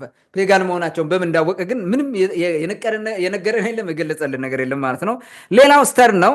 ስተርን ሄንሪ ስተርን ነው ያልኩ ቅድም 1862 በፈረንጆቹ አንደኛ መንገድ ፈላሻ ቪሌጅ እና አቢሲኒያ የሚለው በሱ መጽሐፉ የጻፈውን ላንብበው። ገጽ 42 ላይ አለ። አኮርዲንግ ቱ አቢሲኒያን ትራዲሽን፣ ይሄ ደግነቱ አኮርዲንግ ቱ ብሎ ነው የጻፈው እንደ አቢሲኒያ። የራሱን ደግሞ ዝርዝር ጽፏል። ያን ብዙ ማምጣት ስላልፈለግኩ ማለት ነው። ስለ ቅማንቶች የሃይማኖት ስርዓት ይሄ ኢሞሽን ራሱ እንደሌላቸው ሲያመልኩ ምናምን የሆነ ነገር የሆነ የሚያደርገው እሱ በፕሮቴስታንት ዓለም አለ የሚያውቁ አይደለ? you know what is going on in ፕሮቴስታንት ቸርች። ልክ እንደዛ አይነት እዚህ ውስጥ ስለሌለ ኢሞሽን የላቸውም መመሰጥ የላቸውም ምናምን የሚል ነገር ብዙ ጽፏል። እሱን አሁን እዚህ ጋር ልተወው፣ ግን አጠቃላይ የተናገረው ላንብበው። ምን ይላል? according to Abyssinian tradition, the king of Tigray soon after his conversion to Christianity crossed the river Tekeze and invaded ሰሜን እና አማራ። አሁን ምንድነው የትግሬ እንደ አቢሲኒያው ትውፊት ይላል። አቢሲኒያ እንደጻፉት እንደ ኢትዮጵያን ትውፊት የትግሬ ንጉስ ወደ ክርስትና ከተቀየረ በኋላ ተከዜን ተሻግሮ ሰሜንና አማራ የሚባሉ ግዛቶችን ወረረ ይላል። ወረራቸው ነው የሚለው እንግዲህ ይሄን ወረረ ይላል። እዚህ ጋር ቀጥሎ ምን ይላል? አሁን እዚህ ጋር የትግሬ ንጉስ የተባለው ማን ነው የሚለውና ወደ ክርስትና ከተቀየረ ካለ ማን ነው? ንጉስ ኢዛና ነው ማለት ነው። በቃ አለቀ። ግን እዚህ ጋር ስህተቱ ምንድነው? የትግሬ ንጉስ ነበረ ወይ ኢዛና ነበረ? በዛ ጊዜ ትግሬ የሚባል ሊታወቅ ነበር። በዛ ጊዜ ትግርኛ እኮ የተፈጠረው በ10ኛው መቶ ክፍለ ዘመን ነው፣ እንኳን በኢዛና ዘመን ማለት ነው። ኢዛና በ4ኛው መቶ ክፍለ ዘመን ነው የነበረው። ከ600 ዓመት በኋላ ነው ቆይቶ ትግርኛ የተፈጠረው እና ትግሬ የሚል አይደንቲቲ እዛ በኋላ እኮ ነው የመጣው። በፊት እንደዛ አልነበረም። የጥንት ትልቅ አንጋፋ ህዝብ ብዙ ህዝብ የነበረው ነው የቅማንት ህዝብ ነው የነበረው ማጆሪቲው፣ ጥንታዊው ማለት ነው። እና ያንን ራሱ እንዴት እንዳደረገው ሲያዛባው ማለት ነው። ይህን ጻፈ የጻፉት ነው ብሎ ነው። ከዛ ምን ይላል መሰለ? ሂር በዚህ ቦታ አሁን በዚህ አማራና ሰሜን በተባለው ግዛቶች ምን አገኘ? ሂር ሂሜት ፒፕል ሁ ዌር ኒዘር ፔጋን ኖር ክርስቲያን አለ። ፔጋን አረማዊም ያልሆኑ ክርስቲያንም ያልሆኑ ህዝቦችን አገኘና ማርቬል ይለዋል። የሚገርም ነው። ወደ ጥያቄ የሚያነሳ አስገራሚ ነገር ሆነ ማለት ነው። ከዛ ቀጥሎ which aroused the monarch's curiosity የንጉሱን የሞናርኩ የዘውዱን እንትን ጥያቄ የማወቅ ፍላጎት አስነሳበት ይላል። እንግዲህ አሁን ቅማንት የነበረ ሰውዬ የገልቦና ወይም የኦሪት እምነት ተከታይ የነበረ ሰውዬ ማለት ነው። አክሱም ላይ ተቀምጦ የነበረ ንጉስ የገልቦና ተከታይ እንደነበረ ይታወቃል። ኢዛና ስለ ህገ ልቦና እንዴት አያውቅም? እንዴት ነው የማያውቀው? ሲያስበው እንደማያውቅ በቃ ይሄ አዲስ ነገር ሆነበታል። ይሄ እንትን ነው ገድል ሲጻፍና ይሄ አንዳንድ የዜና መዋዕል የሚጽፉት የለም እንደዚህ እያንቆለጳጳሱ ውሸቱን እውነት እያደረጉ የሚጽፉት ልክ እንደዛ ስለተጻፈ ነው። እዚህ ጋር በጣም የሚገርም ነው አጻጻፉ ማለት ነው። ስለዚህ አጫረበት ማለት ነው ይሄ ነገር። and he inquired what they believed የሚያምኑት ምን እንደሆነ ማወቅ ፈለገ እያለ ያብራራልና በኋላ ስለዚህ የቅማንት የገልቦና እንትኖችን ቅድም ያልኩትን ነገር ይዘረዝራል ማለት ነው፣ ያነሳል። ይሄ የስተርን ነው። ሌላ አምስተኛው ምንድን ነው? ከስት ሮበርት ኒድሃም የሚባል ሰውዬ ነው። በ1883 የታተመ ስኬች ኦፍ ሞደርን ላንጉጅስ ኢን አፍሪካ ነው የሚለው። ይሄ ሰፋ ያለ ነገር ስለ ቅማንት ጽፏል። ገጽ 134 ላይ ታገኙታላችሁ። የዚህን ሰውዬ ደግሞ ላንብበው ምን እንደሚል ማለት ነው። ኦኬ፣ ይሄ ደግሞ ምን ይላል? the Comanches are neither Jews nor Christians nor Mohammedans ይላል። ቅማንቶች አይሁድም ወይም ይሁድም ክርስቲያንም እስላምም አይደሉም አለ። ነገር ግን ይላል በት ፔጋን አለ። አሁን አረመው ያለ እና ደመደመው። ቅድም ራፔልና ያለውን ሰምታላል። አንድ አምላክ ብቻ ያመልካሉ ብሏል። አንድ አምላክ እና ፔጋን የሚያስብላቸው ካራክተር የላቸውም ቅማንቶች፣ በተግባርም የላቸውም። ይህንን አለ ማለት ነው። ፔጋን ብሎ ጻፈ። ላይክ ሲሪያ እንደ ሶሪያ ሁሉ አለ አቢሲኒያ still retains deposits of all the religious forms through which the minds of her inhabitants in the course of ages have passed ይላል። ባለፉበት ሁሉ ስለ የእውቀት ግንዛቤ ምናምን ኢትዮጵያ የአቢሲኒያ ነዋሪዎች እንዲረዱ እንዲገነዘቡ ያደረጋቸው ነገሮች አለ። ያ ምንድነው? እንደ ሶሪያ ሁሉ የብዙ ሃይማኖቶችን እንትን ይሄ ምንድነው ሙዚየም ሆና ዘልቃለች ኢትዮጵያ ወይም አቢሲኒያ ነው የሚለው። እውነት ነው፣ ይሄ እውነት ነው፣ ምንም ክርክር የለውም። ምክንያቱም እኛ ጋር ብትመጣ የህገ ልቦና አለ፣ ህገ ኦሪት አለ፣ ህገ ክርስትና አለ፣ ህገ እስልምና አለ፣ ሌላም ሃይማኖት ይኖራል፣ ዋቄፈና አለ፣ ሌሎችም አሉ እኛ ማናቃቸው ማለት ነው። ይሄ ሁሉ የያዘች ነች ኢትዮጵያ። የስ ግን ኢንተርቴይን ታደርጋቸዋለች እነዚህን ሁሉ ነው ስታሳድር ነው የኖረች የሚለው ሌላ ጥያቄ ሆኖ ማለት ዝሮ ግን ኢትዮጵያ ይሄን ሁሉ ይዛለች። ይሄ ደግሞ ኢትዮጵያ የሰው ዘር መገኛ ናት የሚለውን የሃይማኖት መገኛ ናት የሚለውን ለብዙ ነገር ይጠቅማል ማለት ነው ለመረዳት። ዝሮ ግን ይሄንን ሰው የጻፈና ምን ይላል መሰለን? ይሄ ሁሉ እውቀት ሆነ ምን አለ? ወደ ጣዖት አምልኮት ምናምን ሲያመጣው ምን አለ? ጠጋ ብሎ ቅድም ፔጋን ብሎ ጽፎ አይደለ? for the monument of Aksum testify the worship of Mars ይላል። ማርስ የሚባል እንግዲህ ከ9 ፕላኔት አንዱ ነው። ማርስን እንደሚመለክ ያሳያል። የአክሱም ህንፃ ጻፈ። በቃ እንትን ሐውልቱ ማለት ነው። የአክሱም ሐውልት ማርስን ይመስላል ወይ? አሁን ከላይ ያለው ነገር አሁን አክሱም ሐውልቱ ምንድን ነው የሚመስለው? በራሱ ዝም ብለህ ስትመለከተው ምንድን ነው የሚመስለው? ማርስና አይደለም የሚመስለው። እዚህ ጋር አሁን ትልቁ ችግር ምንድን ነው? የግርዛት ምልክት መሆኑን አውቁም አይገነዘቡም። አብርሃም ከኡር ወጥቶ በከነዓናውያን ምድር በመልከጼዴቅ እንትን ውስጥ አስተዳደር ውስጥ መጥቶ ሃይማኖት እንደተማረ መልከጼዴቅ እንዳስተማረው እንደባረከው እሱም ደግሞ አስራት እንደከፈለ ከማረከው 1/10ኛውን እንደሰጠ ይሄ ሁሉ ተጽፏል። በኦሪት ዘፍጥረት የተጻፈ ነገር እኮ ነው። አብርሃም ከነሸለፈቱ ነው የመጣው። መጀመሪያ ሲመጣ ማለት ጣዖት አምላኪ ነው፣ አልተገረዘም። ስለዚህ የተገረዘው የት መጥቶ ነው? የከነዓን ምድር። ከነዓናውያን ነን የሚሉት ቅማንቶች ከጥንት ጀምሮ ግርዛት ምልክታቸው ነው። ከአዳም ጀምሮ የመጣ ነው። አሁን ብዙ ሰው ግርዛት የአብርሃም አድርጎ ነው የሚወስደው። ውሸት። የቅማንቶች የእምነት ስርዓት ነው ይሄ ከመጀመሪያው ጀምሮ ማለት ነው። የቅማንት ስል ከአዳም የመጣው ማለት ነው። ከአዳም ሲወርድ ሲዋረድ በከነዓን በኩል በዚያም በከነዓን ዴን በመልከጼዴቅ ብሎ አሁን ያለን እኛ ይዘን የቀጠልነው ሃይማኖት ማለት ነው። ያ ነው እንትኑ። ይሄ መገለጫ አድርገው ቃል ኪዳን አድርገው አክሱም ላይ እየሰሩት ነው። ብዙ ሰው የጣዖት ነው እያለ ያወራል። ኦሪት ከመምጣቱ በፊት ምንድነው ይሄ ጣዖት ሲመለክ ነበር ኢትዮጵያ ብሎ ያወራል። ውሸቱን ዝም ብሎ ማለት ቅድም የነገርኩን ኖሮክስ የጻፉትን መጽሐፍ ብታነበው ቅማንቶች ከጥንት ጀምሮ በአክሱም እና ፕሪ አክሱም የሚባለው የመንግስት ስርዓት መስርተው እንደኖሩ ሴት ንግስት እያነገሱ እንደነበሩ የንግስት ማክዳ ወይንም ኩን ሸባ የሚሏት እሷ ራሷ የቅማንት ስርዓትን ተከትላ እንደነገሰች በድንግልና እንደነገሰች ይሄን ሁሉ ጽፏል እኮ መጽሐፉ ማለት ነው። እንዴት ነው ኦፊሻል የነበረ የህገ ልቦና የአምልኮት ስርዓት በንጉስ ደረጃ። ለዛም እንበረሙ ነው። እንበረሙ ማለት የሃይማኖት የበላይ ጠባቂ ነው። እንደ ንጉስም ያገለግላል። የመልከጼዴቅን ስርዓት ይዞ ይሄ ሲመራ የነበረውን ፔጋን ነበረ ብሎ ማውራት ትክክል አይደለም ማለት ነው። የአክሱም ሐውልትም በዛ አይደለም የተሰራው። ይሄ ፍጹም ክህደት ነው፣ ስህተትም ነው፣ ትክክል አይደለም። ግን እንደዚህ ብሎ ጽፏል። ዝሮ ሌላ ቀጥሎ ያነሳውን ላንሳ። ምን ይላል? the Comanche have no priests and temples and no outward forms of worship which could be called idolatry ይላል። ምን አይዶላተሪ ማለት ጣዖት አምልኮት ነው። ስለዚህ ቅማንቶች ቄስም የላቸው መቅደስም የላቸው፣ ቤተ መቅደስ ማለት ነው። የሚታይ ደግሞ አውትወርድ ፎርም ኦፍ እንትን የላቸውም። ወርሺፕ የአምልኮ ስርዓታቸው አይታወቅም ማለት ነው። አይገለጥም፣ ልትረዱ አትችልም፣ የለውም ማለት ነው። በዚህ ምክንያት ፔጋን ብለነዋል አለ። አለቀ። እንዲያውም ዝቅ ብሎ የሚጽፈው ነገር በጣም ነው የሚገርመኝ። አትሊስት ዓለም እየሰለጠነ ሲመጣ አንድ ጣዖት ከዛ ቄሶች ቤተ መቅደስ አድርጎ ነው የመጣው ግብፅ እንዲነበረ ምናምን እያለ ያወራል ማለት ነው። ይሄ ስለሌለ እዚህ ቅማንት ውስጥ ግን ይሄን አታገኘውም። ስለዚህ ፔጋን ነው አለና ዝቅ ብሎ ደግሞ ምን ይላል?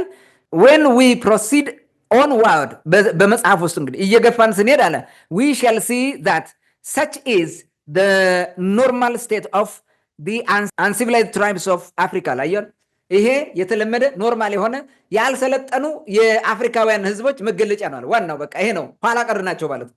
ቅድም ያመጣሁት ነው ሳቬጅ ኢሞራል ይሄ ባርባሬስ ምናምን እያለ የጻፉት ማለት ቀደም ብለ ያየ ነው ትርጉም የሚሰጣል ማለት ነው። ይሄ ሰውያም በዛን ዲፋይን ያደረገን ማለት ኋላ ቀር ብሎ ተረጎመን ማለት ነው። ይሄ በፍጹም ትክክል አይደለም። ቅማንት ውስጥ ጣዖት አምልኮት የለም። የትኛው ጣዖት የሚጠቀሰው? ኢቭን የቅማንት ገልቦና አሁን ይሄ ሂደ ብትጠይ ማርስን ሲጠሩት አይሰማም። ማርስ ብለው ሲጠሩት ሜንሽን ሲያደርጉት አይሰማም።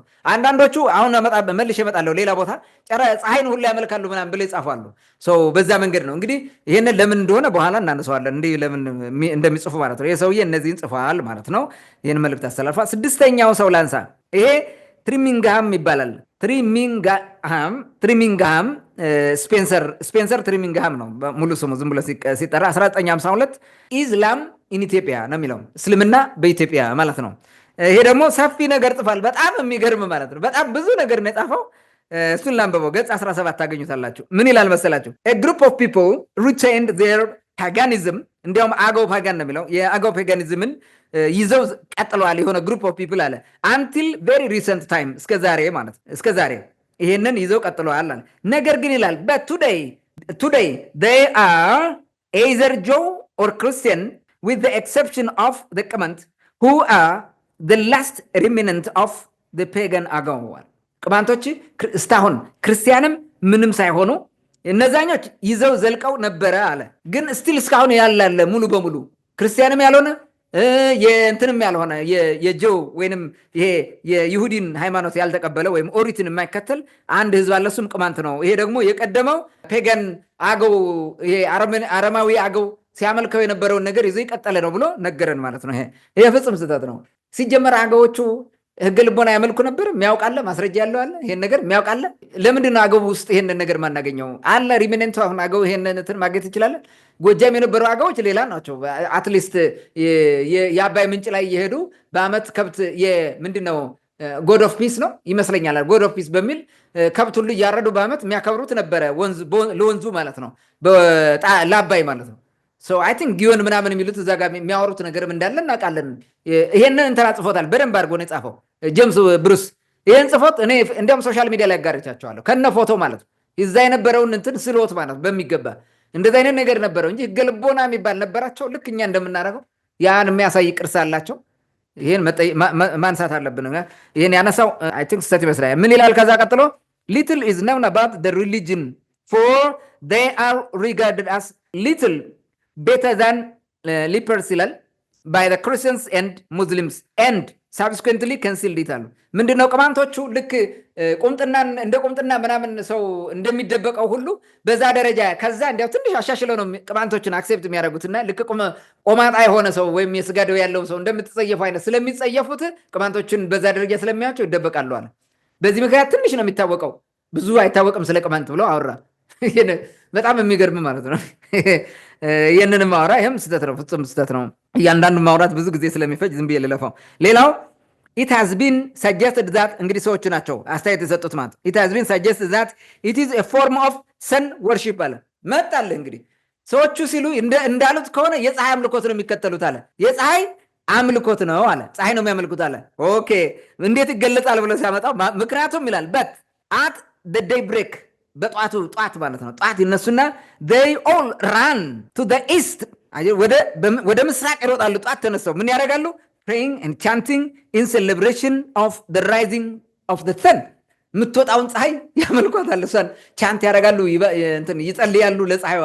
ተመልከት አሁን በጧቱ ቅማንት ለምንድን ነው የሚጸልየው? ፀሐይን ለማምለክ ነው ብሎ መጠየቅ ነው ያለበት እንጂ እንዴት ድምዳሜ ላይ ይደረሳል? እንዲያውም ሳጀስት ለተደረገ ነገር ማለት ነው። ሳምበዲ ሳጀስት ዳት ኦር ይሄ ነው ብሎ ነገሯቸው ማለት ነው። ይሄንን ወስዶ ጻፈው እውነት አድርጎ ማለት ነው። ስለዚህ ቅማንት ፀሐይ አምራኪ ነው ብሎ ያወሩናል ማለት ነው። እንደዛ አይነት የቅማንት ህገ ልቦና ቅዳሴ በክረምት አይቀደስም ለምንድን ነው ብሎ ብትጠየቅ ክረምት የማይቀደስበት ዝናብ አለ። በዝናብ ቅዳሴ የሚባል የለም ማለት ነው። መስዋዕት አቅርበ እንደፈለክ ማድረግ ስለማይችል ሰው ፀሐይ በሆነ ጊዜ ነው ቅዳሴ የሚደረገው ዝናብ ስለሆነ ማለት ነው። ቤተ መቅደስ ምን እየተሰራ ስለሌለው ስርዓቱን በዚህ ሰርተዋል። አንድ ማለት ነው። ሁለተኛ የክረምቱን በሙሉ ጸሎት ሰኔ ላይ ስለሚጨርሱት እንደገና የበጋውን ደግሞ መጀመሪያ ላይ መቼ መጡታል? ጥቅምት 17 ስለሚጀምሩት ማለት ነው። ከጥቅምት 17 እስከ ሰኔ 30 ባለው ነው የቅማንት ቅዳሴ ስርዓት የሚፈጸመው። ይሄ ወግ ስርዓት ነው እንጂ ፀሐይን ስለሚያመልኩ ነው። በዛም ፀሐይ ባለበት ያ በጉም ስለሚሸፈን ፀሐይ ነው እንደዛ የሚያደርጉት ብለን ልታወራ አትችልም። አንድ ይሄ ነው። ሁለተኛ የቅማንት ሕገ ልቦና ቅዳሴ ጠዋት ነው የሚቀደሰው እንጂ ከረፈደ በኋላ አይቀደስም። ለምንድን ነው የሚቀደሰውም? በብሎት ሰዓት እንጂ በጾም ጊዜ አይቀደስም። ጾም ሲገባ በቅማንት ሕገ ልቦና ቅዳሴ የሚባል ነገር የለም። ለምን? መስዋዕት ይሰዋል፣ በግ ይታረዳል ማለት ነው። መስዋዕት አለ። መስዋዕቱን ለመብላት ጾም መሆን የለበትም ማለት ነው። ስለዚህ በጾም ጊዜ አይቀድሱም። ሲጾሙ ደግሞ እስከ 12 ሰዓት እስከ ምሽት 1 ሰዓትም ይጸለያሉ። እስከ 9 ሰዓትም ነው የሚቆዩት ማለት ነው። ነገር ግን ይሄ በጾም ሰዓት ልክ እንደ ክርስቲያኑ ቅዳሴ የሚባል የላቸውም። በዚህ ምክንያት ጠዋት ነው የሚቀድሱት። በብሎት ሰዓት ነው ጠዋት ይቀድሳሉ። ከዛ በቀን የሚሰሩ ስራዎች አሉ፣ ሴሬሞኒዎች አላቸው። ያን ነው የሚያደርጉት ማለት ነው። ስለዚህ ይሄን ከፀሐይ ጋር አገናኝተው ማውራት ትክክል አይደለም። አንድ ሌላው ቅማንቶች ወደ ምስራቅ ዙሮ ነው የሚጸልዩት። ክርስቲያኖስ ወደ ምስራቅ አይደል እንዴ? በቤተ ክርስቲያን ራሱ ወደ ምስራቅ ተመልከቱ ሲል እንትን አላልክም? ወደ ምስራቅ ተመልከቱ እኮ ይላል መጽሐፍ ራሱ፣ የቅዳሴ መጽሐፍ ማለት ነው። ይሄ በገነት በምስራቅ በኩል ነች። እግዚአብሔር ይሄን ዓለም ለማሳለፍ ሲመጣ ምዝገና ይህን ዓለም ለማሳለፍ ሲመጣ በምስራቅ በኩል ነው ይመጣል። በክርስትናም ክርስቶስ በምስራቅ በኩል ይመጣል ነው። ይህን ስላለ ማለት ነው። ከዚህ ነው ኢቨን ክርስትናው ከዚህ የወሰደው ነው። ከፀሐይ አምልኮት ጋር ምንም የሚያገናኘው ነገር የለም። አንድም ኳራ አይሉም፣ ዋስነኪዱስ ነው እንጂ ዋስነ ኳራ ብለው ተነግረው ያውቁም። ኳራ ነው እንግዲህ ፀሐይ ስሙ ሲጠራም የለም ምንም የለም። እግዚአብሔር ነው የሚጠሩት። ከዛ ግፋ ካለ ደግሞ አማለድሾ ተማለድሾ ለማለት ጀከረንቲ በግብሩ ግርግሊ ወሊ እያሉ ቅዱስ ሚካኤል፣ ቅዱስ ገብርኤል፣ ሩፋኤል እየጠሩ እንትን ይላሉ። ሌላም ቅዱሳንን ይጠራሉ። ሌላ ነገር የለውም ማለት እንዴት ሆኖ ነው ፀሐይ ያመልካሉ ማለት? ፀሐይ ፍጡር ነው። ቅድም ማርስ ብሎ እንደነገረው ማለት ነው ማለት ይሄንን ማየት ነው። ሌላ their religious gathering take place in a sacred groups እንትናቸው በተቀደሰ ድግና ጫካ ውስጥ ነው የሚደረገው። የሃይማኖት እንትናቸው ጸሎት ማስ እንትን ይሄ ቅዳሴያቸው ማለት ነው። በጋራ የሚያደርጉትን እዛ ነው የሚያደርጉት ይላል። knowledge of whose existence is jealously guarded ይሄን በደንብ አድርገን እንዳናውቀው jealously በቅናት ይከለከላል። እንዳናየው ገብተን ይደረጋል። ለምን ይላል? since no one other than themselves is allowed to enter ይላል። አያረለ እንትኑ ወደ እነዛ ደኖች ማንም እንዲገባ ስለማይፈቀዱ ማወቅ አይቻልም። ማንም እውቀት እንዳናውቀው ተደርጓል ስለሚከለከሉ። ግን የሚከለከለው አለ ጀለሲ ነው አለ በቅናት እንዳይታወቅ አድርገው ለመደበቅ ነው። ሆን ብለው አይነት ነገር ነው ያደረገው እሱ ማለት ነው። ሌላው ምን ይላል? their religious ceremony seems to consist of series of prayers said by leader and repeated by the others ይሄ ምንም ቅዳሴ ዋናው ቀዳሾ አሃዱ ሲል ተሰጦ መመለሳለ ይሄ ተሰጦ የቄሱ የመጀመሪያ ምለው ከዛ ተሰጦ መመለስ ነው። ይሄ ለኢቭን ለቤተ ክርስቲያን አስተማረች ናት። የአሚን የሰማራ ነው። ይሄ ገልቦና ያምልኮ ስርዓት ይሄ ምን ኖርማል ነው።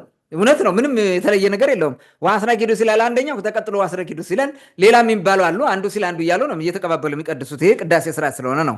ይሄን ትክክል ነው። ምንም አዲስ እንትን የለውም። በደን ነው የሚቀድሱት። የስ ግን ቅማንት በየቤታቸው አይቀድስም ማለት አይደለም። ክረምት ቅዳሴ የለም ማለት ቅዳሴ የጋራ ነው። በየቤቱ ግን ወንበሩም ካህናቱም ሁሉም የራሳቸው የግል ጸሎት ስርዓት አላቸው። ይጸልያሉ። ጸሎት ስርዓት አላቸው በራሳቸው ማለት ቅዳሴ ነው የማይቀደሰው። ማወቅ ያለብን ማለት ቅዳሴ ብቻ ነው። ኦኬ ሌላ ምን ይላል? በመጨረሻ ምን ይላል? the residue of this cult also survives in many of the customs of Christians, Jews, Amharas and Tigrians ይላል። ክርስቲያን በሆኑት ትግሬዎቹ፣ አገዎቹና አማራዎቹ ይሄ እንትን አለ ይላል። ይሄ ካስተም ይሄ እንትን አለ ዛሬም ድረስ ታየዋለህ።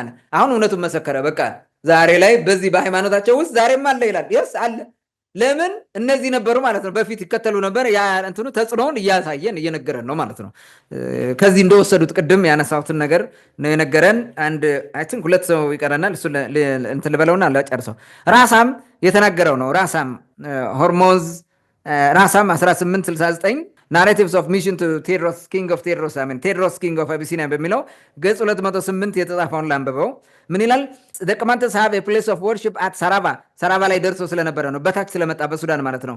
which they hold in a great veneration ይህም ደግሞ ምንድነው በትልቅ ዲቮሽን በትልቅ ሃይማኖታዊ ቅናት እንትን የሚያደርጉት ነው የሚጠብቁት ማለት ነው። ቦታ አላቸው፣ የእምነት ቦታ አላቸው ማለት ነው።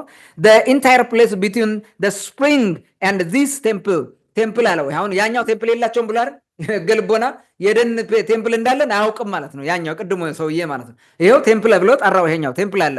አሁን ምንድነው በጸበሉና በመቅደሱ መካከል በሁለቱ ያለው ቦታ ቅዱስ ቦታ ነው የሚለው። ይሄው አመን ኢንታየር ፕሌስ ሁሉም ቦታ ነው ቢትዊን ስፕሪንግ ኤንድ ዚስ ቴምፕል ምን ማለት ነው?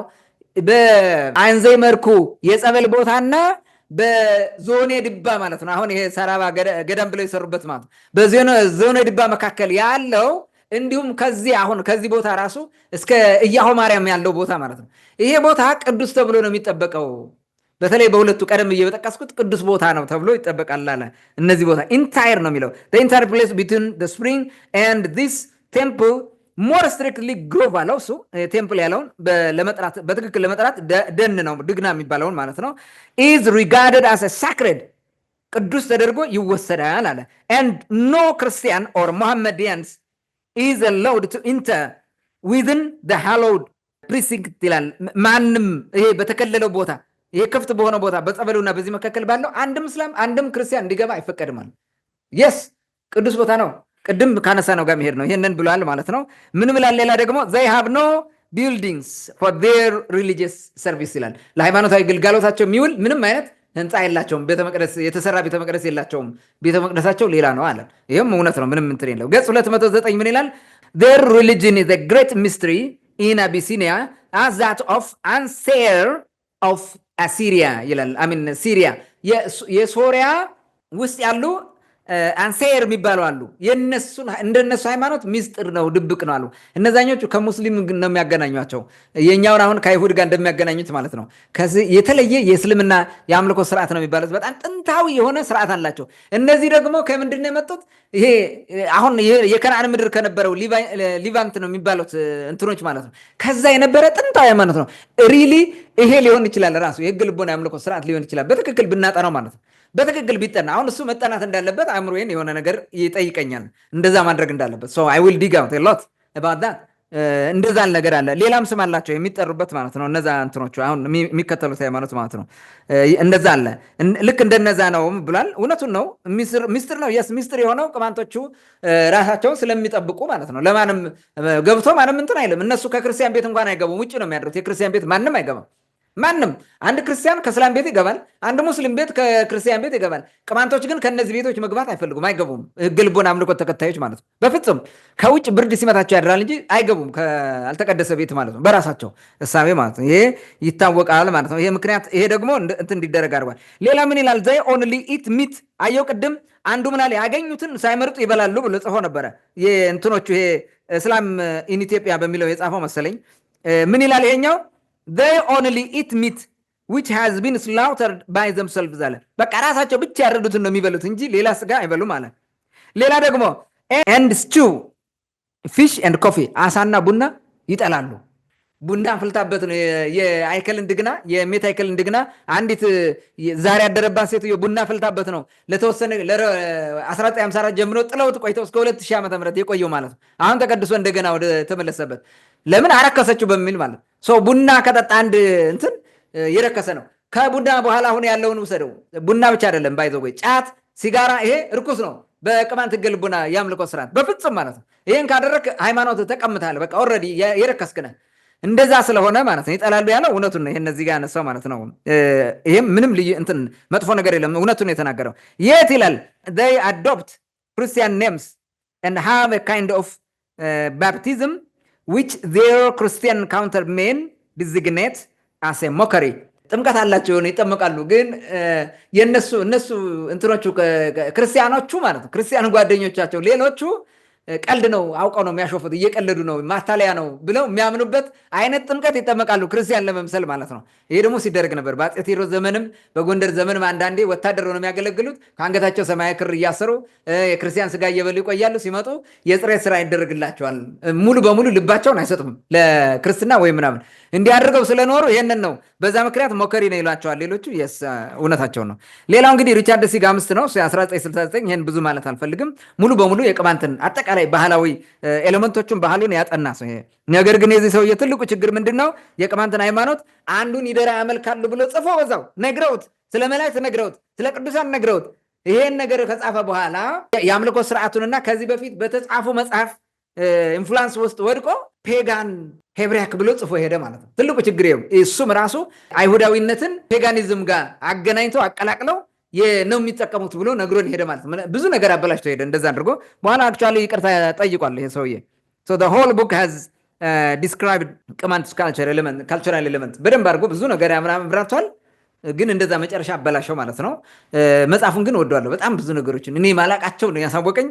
ሴሬሞኒዎች ሁሉ እየተገኘ የነበሩትን የባህላት ክንውኖች በሙሉ የእርሻ አተራረስ፣ የአጨዳጭ ጉዳይ፣ የተለያየ ነገር በዝርዝር የሰራ ሰውዬ ነው። በጣም የሚደነቅ ሰው ነው። ያችን ብቻ ግን አጥፍቷል። መጨረሻ ይቅርታ ጠይቋል። ባይ ዘ ወይ አሁን ያለፈ ይመስለኛል። ታንክ ዩ።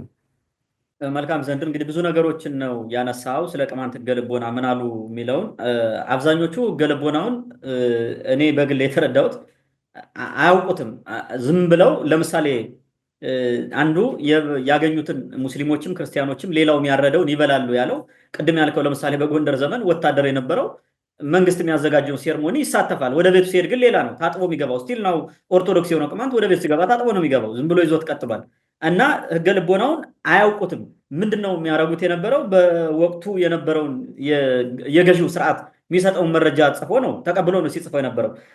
የነገሩን ብሎ እኮ የሚጽፉት ለምሳሌ አንደኛው ቅድም ያነሳው በቅናት የአምልኮት ቦታቸውን ማሳየት አይፈልጉም ማለት በዘመኑ የነበረው ክርስትናን ሲያስፋፋ የነበረው ቡድን እነሱ እንዲጠሉ ሲያደርጉ የነበረው እንቅስቃሴ ነው። ወደ ቅማንት እንዳትሄድ ያስፈራራል። ሽፍታን ለሚለው አንዱ መስፈርት ስለሆነ መቀስቀሳቸው ስለሆነ ከዛ አንጻር ነው።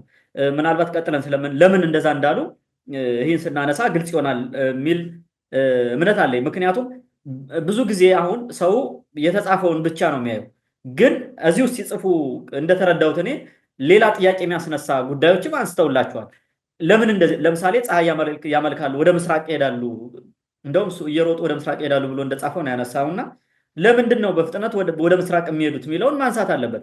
እንደገና ከዛ ውስጥ ራሱ የተቀደሰ ድግና ውስጥ ነው የሚጸልዩት ብሎ ጽፏል ራሱ። እንግዲህ ፀሐይን ለማምለክ የተቀደሰ ድግና ውስጥ ምን ይሰራሉ የሚል ጥያቄም ያስነሳልና እንትኑ ጽሁፉ አይነቀፍም። ግን እንደ ተመራማሪ የተቀበለውን ወይም ደግሞ ከሌላ ወገን የሰማውን ሳይሆን ራሳቸውን ጠይቆ መጻፍ እንደነበረበት የሚያስረዳ ነገር አለው። ብዙ ጥያቄዎችን ያስነሳል፣ ግን እንደመነሻ ይሆናል። አሁን ያለው ተመራማሪ ወርዶ ገብቶ ምን እንደሆነ ቢያውቀው የተሻለ ይሆናል ማለት ነው። አንድ ጥያቄ ላንሳና ቀጥዬ እንግዲህ ከተመለከትናቸው ወይም ካነሳቸው ጽሁፎች አብዛኞቹ የቅማንት ሕገ ልቦና ሃይማኖትን ፓጋን የሚል ነገር ደጋግመዋል። ፓጋን ወይም አረማዊ የሚለውን ደጋግመው ብለውታል። ለምን የሚል ጥያቄ ማንሳት አለብን።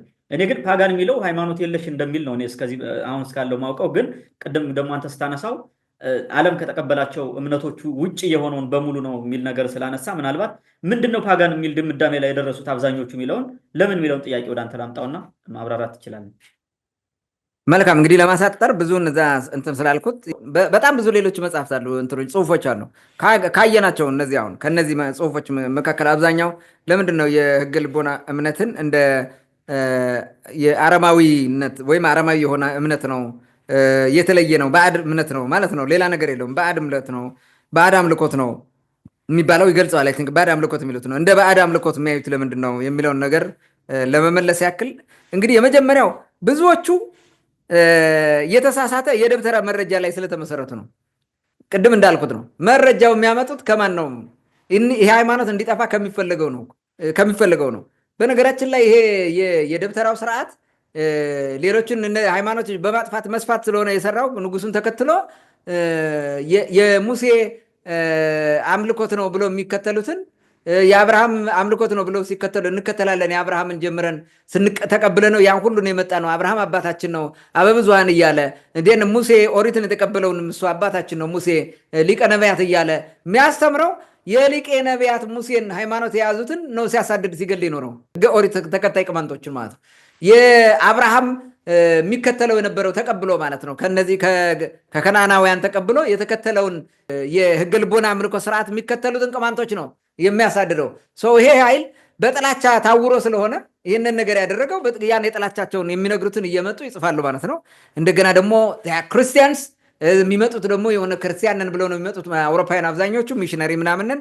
ስለዚህ እነዚህ የሚናገሩት እውነት ነው ብለው ይወስዳሉ። እኛን የህገ ልቦናውን እንትን ማንም ወርዶ የሚያዩ ነገር የለም። ሚሽነሪ የተማረ ምናምን ላይሆን ይችላል። ብዙዎች የተማሩት ሞር በቻሉት መጠን የዘመኑን ሜቶዶሎጂ ተጠቅመው ለማጥናት ይሞክራሉ። እንደነ ሲጋምስት ምናምን ያም ሆኖ ችግር ፈጥረዋል። እንደዛ ነገር ነው። ዞሮ ግን መረጃውን ከቅማንት ሳይሆን ከደብተራው ስለሚወስዱት ነው። ወይ ደግሞ ከደብተራ ወስዶ ከተጻፈ መረጃዎች ስለሚያዩት ማለት ነው። ይሄ ትክክል አይደለም። ይሄ ነው የመጀመሪያው። ሌላው ምክንያት የቅማንትን እንትን ባዕድ አምልኮት ነው ብለው የተናገሩ ወይ መጽሐፉ ቀደም የተጻፉትን መረጃዎች እውነተኛ አድርጎ መውሰዳቸው ነው። ቀደም ብለው የተጻፉ ከዚህ በፊት የተጻፉ አሁን እንግዲህ በ1840ዎቹ በ1860ዎቹ በ1850ዎቹ እንደዛ ብለው ከተጻፈ በኋላ የሚመጣው እሱን እየደገመ ነው የሚሄደው እየደገመ። ይሄ ደግሞ ምንን ያሳያል መሰለ? ሳይንስን በአግባቡ እንደማይጠቀሙት ማለት ነው። በተለይ ይሄ የህዝቦችን ማንነት በማጥናት ሃይማኖት በማጥናት አንድ የሆነ አካል ከጻፈ እሱን እውነት አድርገውት ነው የሚሄዱት። በጣም የሚያሳዝነው አሁን ስለ ቅማንት የዓለም ዛሬ ላይ ማለት ነው ስለ ቅማንት የሚጽፉት በዋናነት የሪቻርድ ሲጋምስ መጽሐፍ ነው።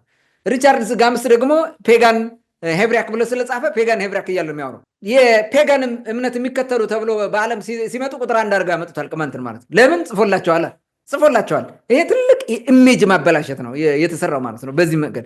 ስለዚህ አሁን ምንድነው የተጻፉ ሁሉ መረጃዎች እውነት ናቸው ብሎ መጻፍ ማለት ነው። በቃ ትክክለኛ ነው ብሎ መሄድ አይነት ነገር አለ። ከእንትናቸውን አጥንተ መተ ሊሚቴሽናቸውን ማየት፣ ስህተታቸውን ማየት፣ ማረም፣ ማስተካከል የሚባል ነገር የለም። ኦልሬዲ ተጠንቷል that was right ብለህ መሄድ ነው ትልቁ ችግር ማለት ነው። ሌላ ሶስተኛ ነጥብ ደግሞ ለዚህ አሁን ባዕድ አምልኮት ነው እያሉ ለመጻፍ ያስገደዳቸው ሌላው በሚከተሉት ሃይማኖት ተጽዕኖ ውስጥ የወደቁ ስለሆኑ ነው። አብዛኛዎቹ ሚሽነሪ የፕሮቴስታንት ሚሽነሪስ ናቸው የመጡት ወደ ኢትዮጵያ ሲመጡ ማለት ነው። የሚጽፉት በዛ እይታቸው ውስጥ ነው።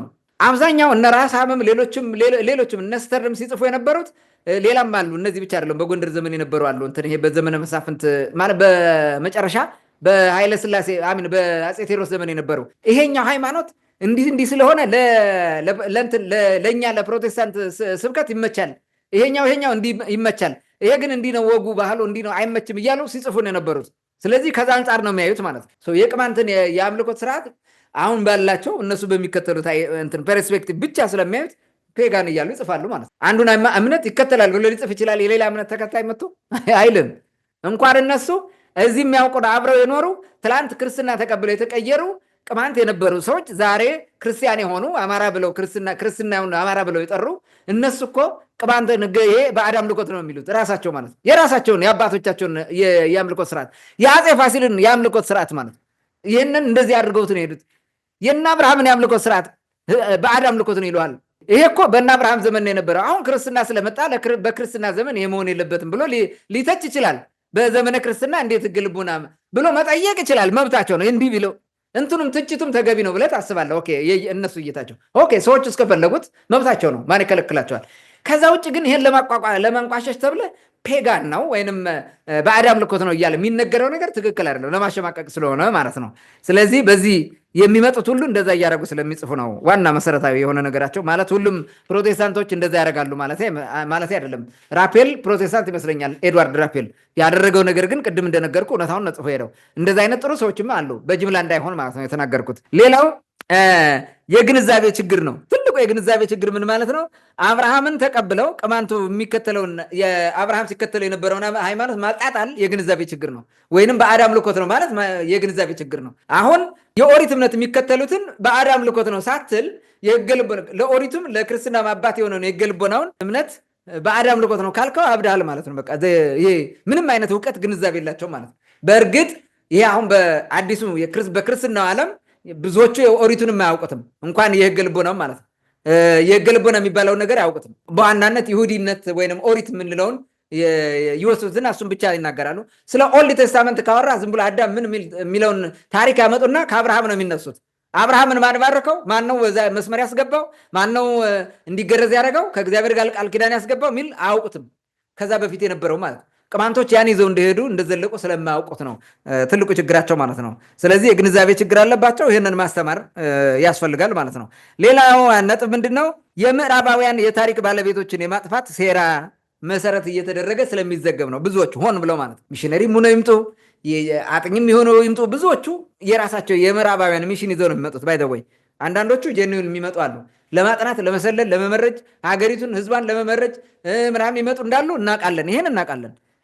በተለይ ደግሞ የከነዓናውያንን ስልጣኔ ፊደሎቹን ልዩ ልዩ ስልጣኔዎቻቸውን ብዙ ቴክኖሎጂያቸውን ወስደው ከዘረፉ በኋላ የሃይማኖት የበላይነታቸውን የከነዓናውያን ጣዖት አምላኪ እንደሆኑ አድርገው በመጽሐፍ ቅዱስ ራሱ የተረገሙ ናቸው ብለው እንዳስረገሙት ማለት ነው። ኦሪት ዘፍጥረት ምዕራፍ 9 ቁጥር 21 ጀምሮ እስከ 25 እንደጻፉት የተረገመ ነው ብለው ጽፈው በሞራልም በምንም እንዲደቅ ካደረጓቸው እነዚህ ከነዓናውያን ማለት እንደዚህ ያደረጉ ግን የነሱን ወስደው ነው። በነገራችን ላይ ከነዓናውያን ምንም አይነት እርግማን የለባቸው፣ መልከጼዴቅን የወለዱ ናቸው። የመልከጼዴቅ አባት የሆነ ሰው ተረገመ ብለህ ብታወራ እንዴት ነው የሚሆነው? ለክርስቶስ ምሳሌ የሆነው መልከጼዴቅ ማለት ነው። ይሄ ፍጹም ስህተት ነው። ዝሮ ምንድን ነው ያን ያደረጉ ሰዎች ታሪኩ ዱካውን ማጥፋት አለባቸው። ግሪኮቹ ይህን የሰሩት በኋላ ሮማን የተባለው የሮማን ሲቪላይዜሽን የሚባለውን በኋላኛው ክርስትና ሊመጣ ሲል የተፈጠረው ከክርስትናም በኋላ የቀጠለው እሱ ራሱ ትልቁን ስራ የሰራው ይሄ ነው። መጽሐፍ ቅዱስን በመሰረዝ በመደለዝ እነሱ የሚፈልጉትን ብቻ መጽሐፍ ቅዱስ ውስጥ እንዲጠረዝ አድርገው በመሄድ የእነሱን ፍላጎት ብቻ በመጫን እንደሄዱ እናውቃለን። ይህን አሰምረን የምናውቀው በዚህ ምክንያት የዛ ህዝብ ቅሬት ታሪካዊ ትውፊት ይዞ የቀጠልን ህዝብ እንዲጠፋ ነው የሚፈልጉት። አሁን ብዙ ሰው እኛን ትልቅ አደጋ እያመጣ ያለው የአማራ ልሂቅ ብቻ ደብተራው ብቻ እንደሆነ አድርገህ ታስባለህ። ኖ ከበስተጀርባ የምዕራባውያን ሴራ ሁሉ አለበት በዚህ ጉዳይ ማለት ነው። ለምን የሰረቁት የዘረፉት ዱካ እዚህ ጋር አለ ማለት ነው። መጥፋት አለበት። ስለዚህ ብትንጫጫ ብትጮህ ማንም ስለአንተ እንትን የሚልልህ የለም። ያውቃሉ፣ አሳምረው ነው የሚያውቁት ስለ ቅማንት አጠቃላይ ማለት ነው። ስለዚህ እውነተኛ የሆነ የቀደመ ስርዓትና ትውፊት ይዞ የመጣ አሁን ላለው እንደፈለገ አድርገን እንለውጠዋለን። እንዲህ ይሄ ምንድን ነው ሮቦት የሆነ ትውልድ እንፈጥራለን ብለው ለሚያስቡ አንዲት ዓለም ለመፍጠርና ሁሉን በአንድ ፕሮግራም ለመቆጣጠር በማይክሮቺፕ ለመቆጣጠር የሚፈልገው ዓለም አይፈልግም። በአቋም የጸና ቡድን ህዝብ ምናምን አይፈልግም። ኢትኒሲቲ የሚባል ለፈረንጁ ራስ ምታት ነው። ባይዘወይ ይሄ አሁን ብሔር ምን ልዩ የሃይማኖት ምትለው አይፈልገውም። በቃ ካፒታሊስቱ የሚፈልገው ኢንዲቪጁዋሊዝምን ነው። ኢንዲቪጁዋላይዝ ታደርገዋለህ። ኢንዲቪጁዋሊዝም ነው። ኮስት ቤኔፊት አናሊሲስ ብቻ ነው የምትገባው። ፕሮፊት ማክሲማይዝ ማድረግ ብቻ ነው የምትሰራው። ያን ለማድረግ ይሄኛው መኖር የለበትም ማለት ነው። ምን ማለት ነው? ካፒታሊዝም ውስጥ ኢሞሽናል ሪሌሽንሽፕ የለም።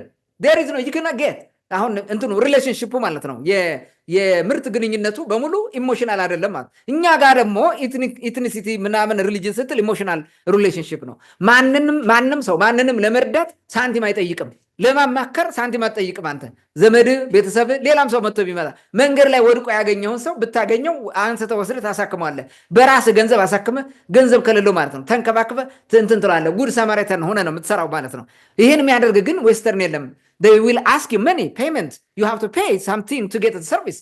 ይሄ ስለሆነ ማለት ነው። ስለዚህ እንዲህ አይነት ማህበረሰብ ያለው ሀገር ራሱ እንዲጠፋ ነው የሚፈልገው። እነዚህ በምን ይተቻሉ ማለት ነው? በሃይማኖት ይሄ በኢኮኖሚ ኋላ ቀርነት ለልማት አይመችም በሚል በተለያየ መንገድ እንዲጠፉ ይደረጋሉ ማለት ነው። አንዱ ፓርት ነው ጥንታዊ ባህል ወግ ከአዳም ጀምሮ እኔ ስር መሰረት አለ የሚል ህዝብ አይፈልግም በየትኛውም ያለም። በዚህ ምክንያት ያንን ማጣጣል ማንቋሸሽ ስላለባቸው ነው እዚህ የሚደረገው ማለት ነው። ይህንን በደንብ አድርገን ማየት እንችላለን። ሌላው ይሉንታ ነው። ይሉንታ ሪቻርድ ሲጋምስ ያደረገውና 1969 ማለት ሌሎቹ እንደዚህ ስለጻፉት ነው እና አሳስተውኝ ነው አለ። መጨረሻ ይቅርታ ሲል አሳስተውኝ ነው ምናምንና እኔ አላወቅኩም አሳስተውኝ። እንዴት ነው እሱ ተመራማሪ ነው እንዴት አላወቅኩም ይላል? እንዴት አሳስተውኝ? ለምን ይሳሳታል? ሪሰርች ሜቶዶሎጂውን ተከትሎ አይሰራም። ለምንድን ነው ርዕሱን በዛ ልክ ያበላሸው ማለት ነው? ውስጡ ሌላ ርዕሱ ሌላ እኮ ነው የጻፈው። ይሄ በፍጹም ትክክል አይደለም። ይሄም አለ ማለት ነው እንዲህ አይነት በይሉንታ ማለት ነው። ዝም ብሎ አሳስተውኝ ወይም ምንድነው ይሉንታው ከዚህ በፊት ፔጋን እየተባለ ስለተጻፈ እኔ አሁን ትክክለኛ ሃይማኖት ነው የሚከተሉት ብዬ ብጽፍ ዓለም አይቀበለኝም በሚል ማለት ነው። አንድ ሁለተኛ ሰውየው የፒኤችዲ መስሪያ ወረቀት ነው የሰራው፣ ፒኤችዲ ዲዘርቴሽን ነው። ስለዚህ ፒኤችዲ ዲዘርቴሽኑን እንደዚህ ጽፎ ሄዶ ፕሬዘንት ሲያደርግ ዲፌንድ ማድረግ አለበት። የዲፌንስ ፕሮግራሙ ችግር ውስጥ ይገባል ማለት ነው። ቻሌንጅ ሊያደርጉት ነው። እኔ ምን አጋፈጠኝ ከዛ እንዲህ ብዬ ልጽፈው ብሎ እንደጻፈው እርግጠኛ ነኝ። በዚህ ምክንያት ይመስለኛል ሰውየውን እንደዛ ያደረገው በራሱ አቋም ያልሄደበት ምክንያት እሱ ይመስለኛል። ወይ ደግሞ ሰዎቹ ራሱ ፒኤችዲ ዲዘርቴሽን አድቫይዘሮቹ እንዲህ ብለውታል፣ በዛ ሄዷል ማለት ነው። አንዳንዴ የመመረቂያ ጽሁፍ ችግራቸው እንደዚህ አይነት ሁኔታ ነው። አንድ ሰው ቅማንት ላይ የሚያጠና ሰው ነው፣ በቋንቋ ዙሪያ ማጠና ማለት ነው። የቅማንተኛ ቋንቋን አጠናለሁ ብሎ በዋናነት የያዘ ሰው ነው፣ በሞኖፖሊ ማለት ነው። የሆነ ዩኒቨርሲቲ አሁን በስሩ አድቫይዝ የሚያደርገው አንድ ልጅ ምን ይላል? የቅማንተኛ ቋንቋ ላጠና ሲል ኖ እሱን አታጠናም ማለት እሱ ስለሚያጠናው ማለት ነው። የእሱ ግዛት ነው። አየው ማንም መጥቶ አያጠናም። ፕሮፌሰሩ ኖ እሱን አታጠናም፣ ሌላ በዛ ሀገር ሂድ፣ ሌላውን ሂዱ ያለው ልጁ እንዳያመጣ ማለት ነው። አንደኛ እሱ እንደ ነገሩ አድርጎ አጥንቶ ከሆነ ተማሪው የተሻለ ነገር ይዞ ከመጣ ችግር ውስጥ ሊወድቅ ነው። ሁለተኛ የእሱ የሪሰርች ኤሪያ ስለሆነ ማንም እንዳይነካበት ማለት ነው። እየመጣ ስለ ቅማንት እየጻፈ ያሳትማል ማለት ነው። እንዲህ አይነት ድንቁርናዎች ሁሉ እንዳሉ እናውቃለን ማለት ነው። በጣም የሚያሳዝን ድንቁርና ማለት ነው። ሌላው የቅማንት ሕገ ልቦና ጥንታዊ መሆኑ በራሱ እና ቅማንት የሚከተለው የድግና ስርዓት በጣም አስቸጋሪ ነው ለመረዳት ማለት ነው። ይሄ ነው ብሎ ለመቀበል ያዳግታል ማለት ነው። so that is another problem for other people to consider the Qamant as a pagan የሕገ ልቦናን እንትን ለማድረግ ይሄ ነው ማለት ነው። ይሄንን ማየት እንችላለን። ይሄም ሆነ ሌላው ነው ማለት ነው። ይሄ እንግዲህ ማብራራት የሚያስፈልገኝ አይመስለኝም። ከዚህ በፊትም ብዙ ስንለው ስለነበረ ከዛ አንጻር ነው። ጥንታዊ መሆኑ ከአዳም ጀምሮ መምጣቱን አያውቁትም፣ አይረዱትም ነው ብትላቸውም አይገባቸውም። ሊያዳምጠው ህሊናቸውም ራሱ የሚፈቅደው አይመስለኝም። የድግናው ስርዓት እንዴ በጫካ እየጸለይክ እንዴት ነው እግዚአብሔር የማመሰግነው ብትል ምናምን አይነት ጥያቄው ሊጠይቋል፣ አይገባቸውም። ዘይዱን ነው እንደዛ ነገር ስለሆነ ነው። ታንክ ዩ።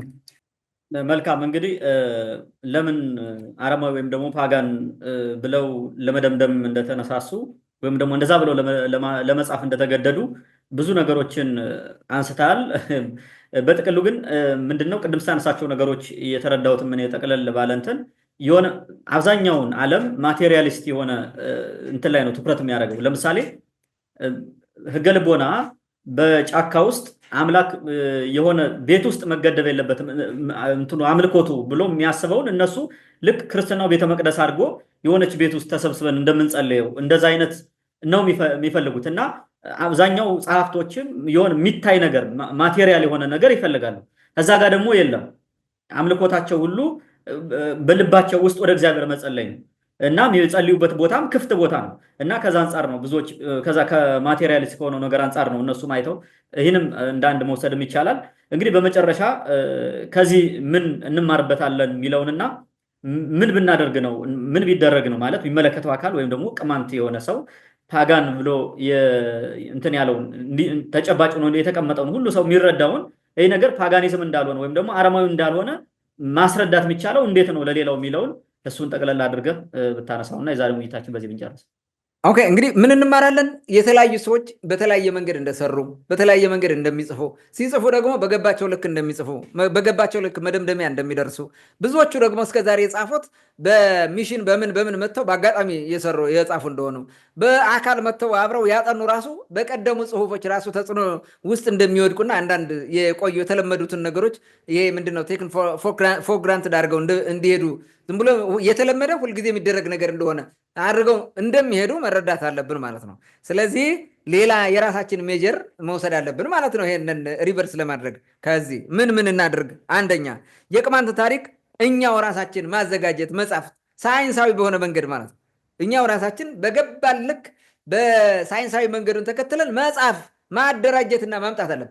ተጨፍነን አይደለም የሚጻፈው። ብድግ ብለው እወደስን መገንደስ ምናምን እያሉ እንደጻፉት አይደለም። ይሄ ዝም ብሎ ብድግ ብሎ ፌስቡክ ላይ የሚጻፍ አይነት ነገር ምንም አይነት ማስረጃ ሳታመጣ የሚጻፍ ታሪክ የለም። ይሄ ልቦለድ ነው። ልቦለድ ሳይሆን ታሪክ ማለት ነው። የተሰሩ ስራዎች ላይ ተመስርተህ አንተ መሬት ላይ ፋክት በማምጣት እነሱ ጋር ያለውን ግንኙነት በደንብ አድርገህ ተንትነህ ማቅረብ ነው። ሳይንሳዊ የሆነ ጥናቶችን ማጥናት ያስፈልገናል ማለት ነው። አንድ ሁለተኛ ነገር የቅማንትን ሕገ ልቦና ዓለም እንዲያውቀው የማድረግ ስራ ማለት ነው መስራት። ባለፈው ተነጋግረናል። ዩኔስኮ እንዲመዘግበው የማድረግ ግን ለሱ ቅድመ ሁኔታዎች አሉ፣ መሰራት ያለባቸው ነገሮች ማለት ነው። አንደኛ በደንብ ራሱ እኛ እናውቀዋለን ወይ? እኛ ራሱ በደንብ እናውቀዋለን። እኛ በራሳችን ጥናት አጥንተናል፣ በዝርዝር እናውቀዋለን። ኢቭን ቋንቋውን እንረዳዋለን፣ ምን እያሉ እየቀደሱ እንደሆነ። ይህም በሙሉ በዝርዝር ማወቅ መገንዘብ ያስፈልጋል ማለት ነው። ስለዚህ ለዓለም ማሳወቅ ቅማንትን ስራ መስራት አለብን። የሕገ ልቦና እምነኮት ስርዓት አንዱ የባህላችን አንዱ ኤሌመንት ስለሆነ ወይም አንዱ ክፍል ነው። ሌላው ሳይንሳዊ ምርምሮች እንደገና እንዲካሄዱ ማድረግ ነው። አሁን እነዚህ ቀደም ብለው የነበሩ ናቸው። በሞደርን ሳይንስ እንዲጠና ማድረግ ነው። ዛሬ በሞደርን ወርልድ የተሻለ ነገር እንዲጠና ማድረግ ነው። ስለዚህ የተለያየ የዓለም በዙሪያው በኤሪያው ወይም በዚህ ኤሪያ በዚህ ጉዳይም ጥናት የሚያጠኑ ሰዎቹ ወደዚህ መጥተው እንዲያጠኑ ማድረግ ነው።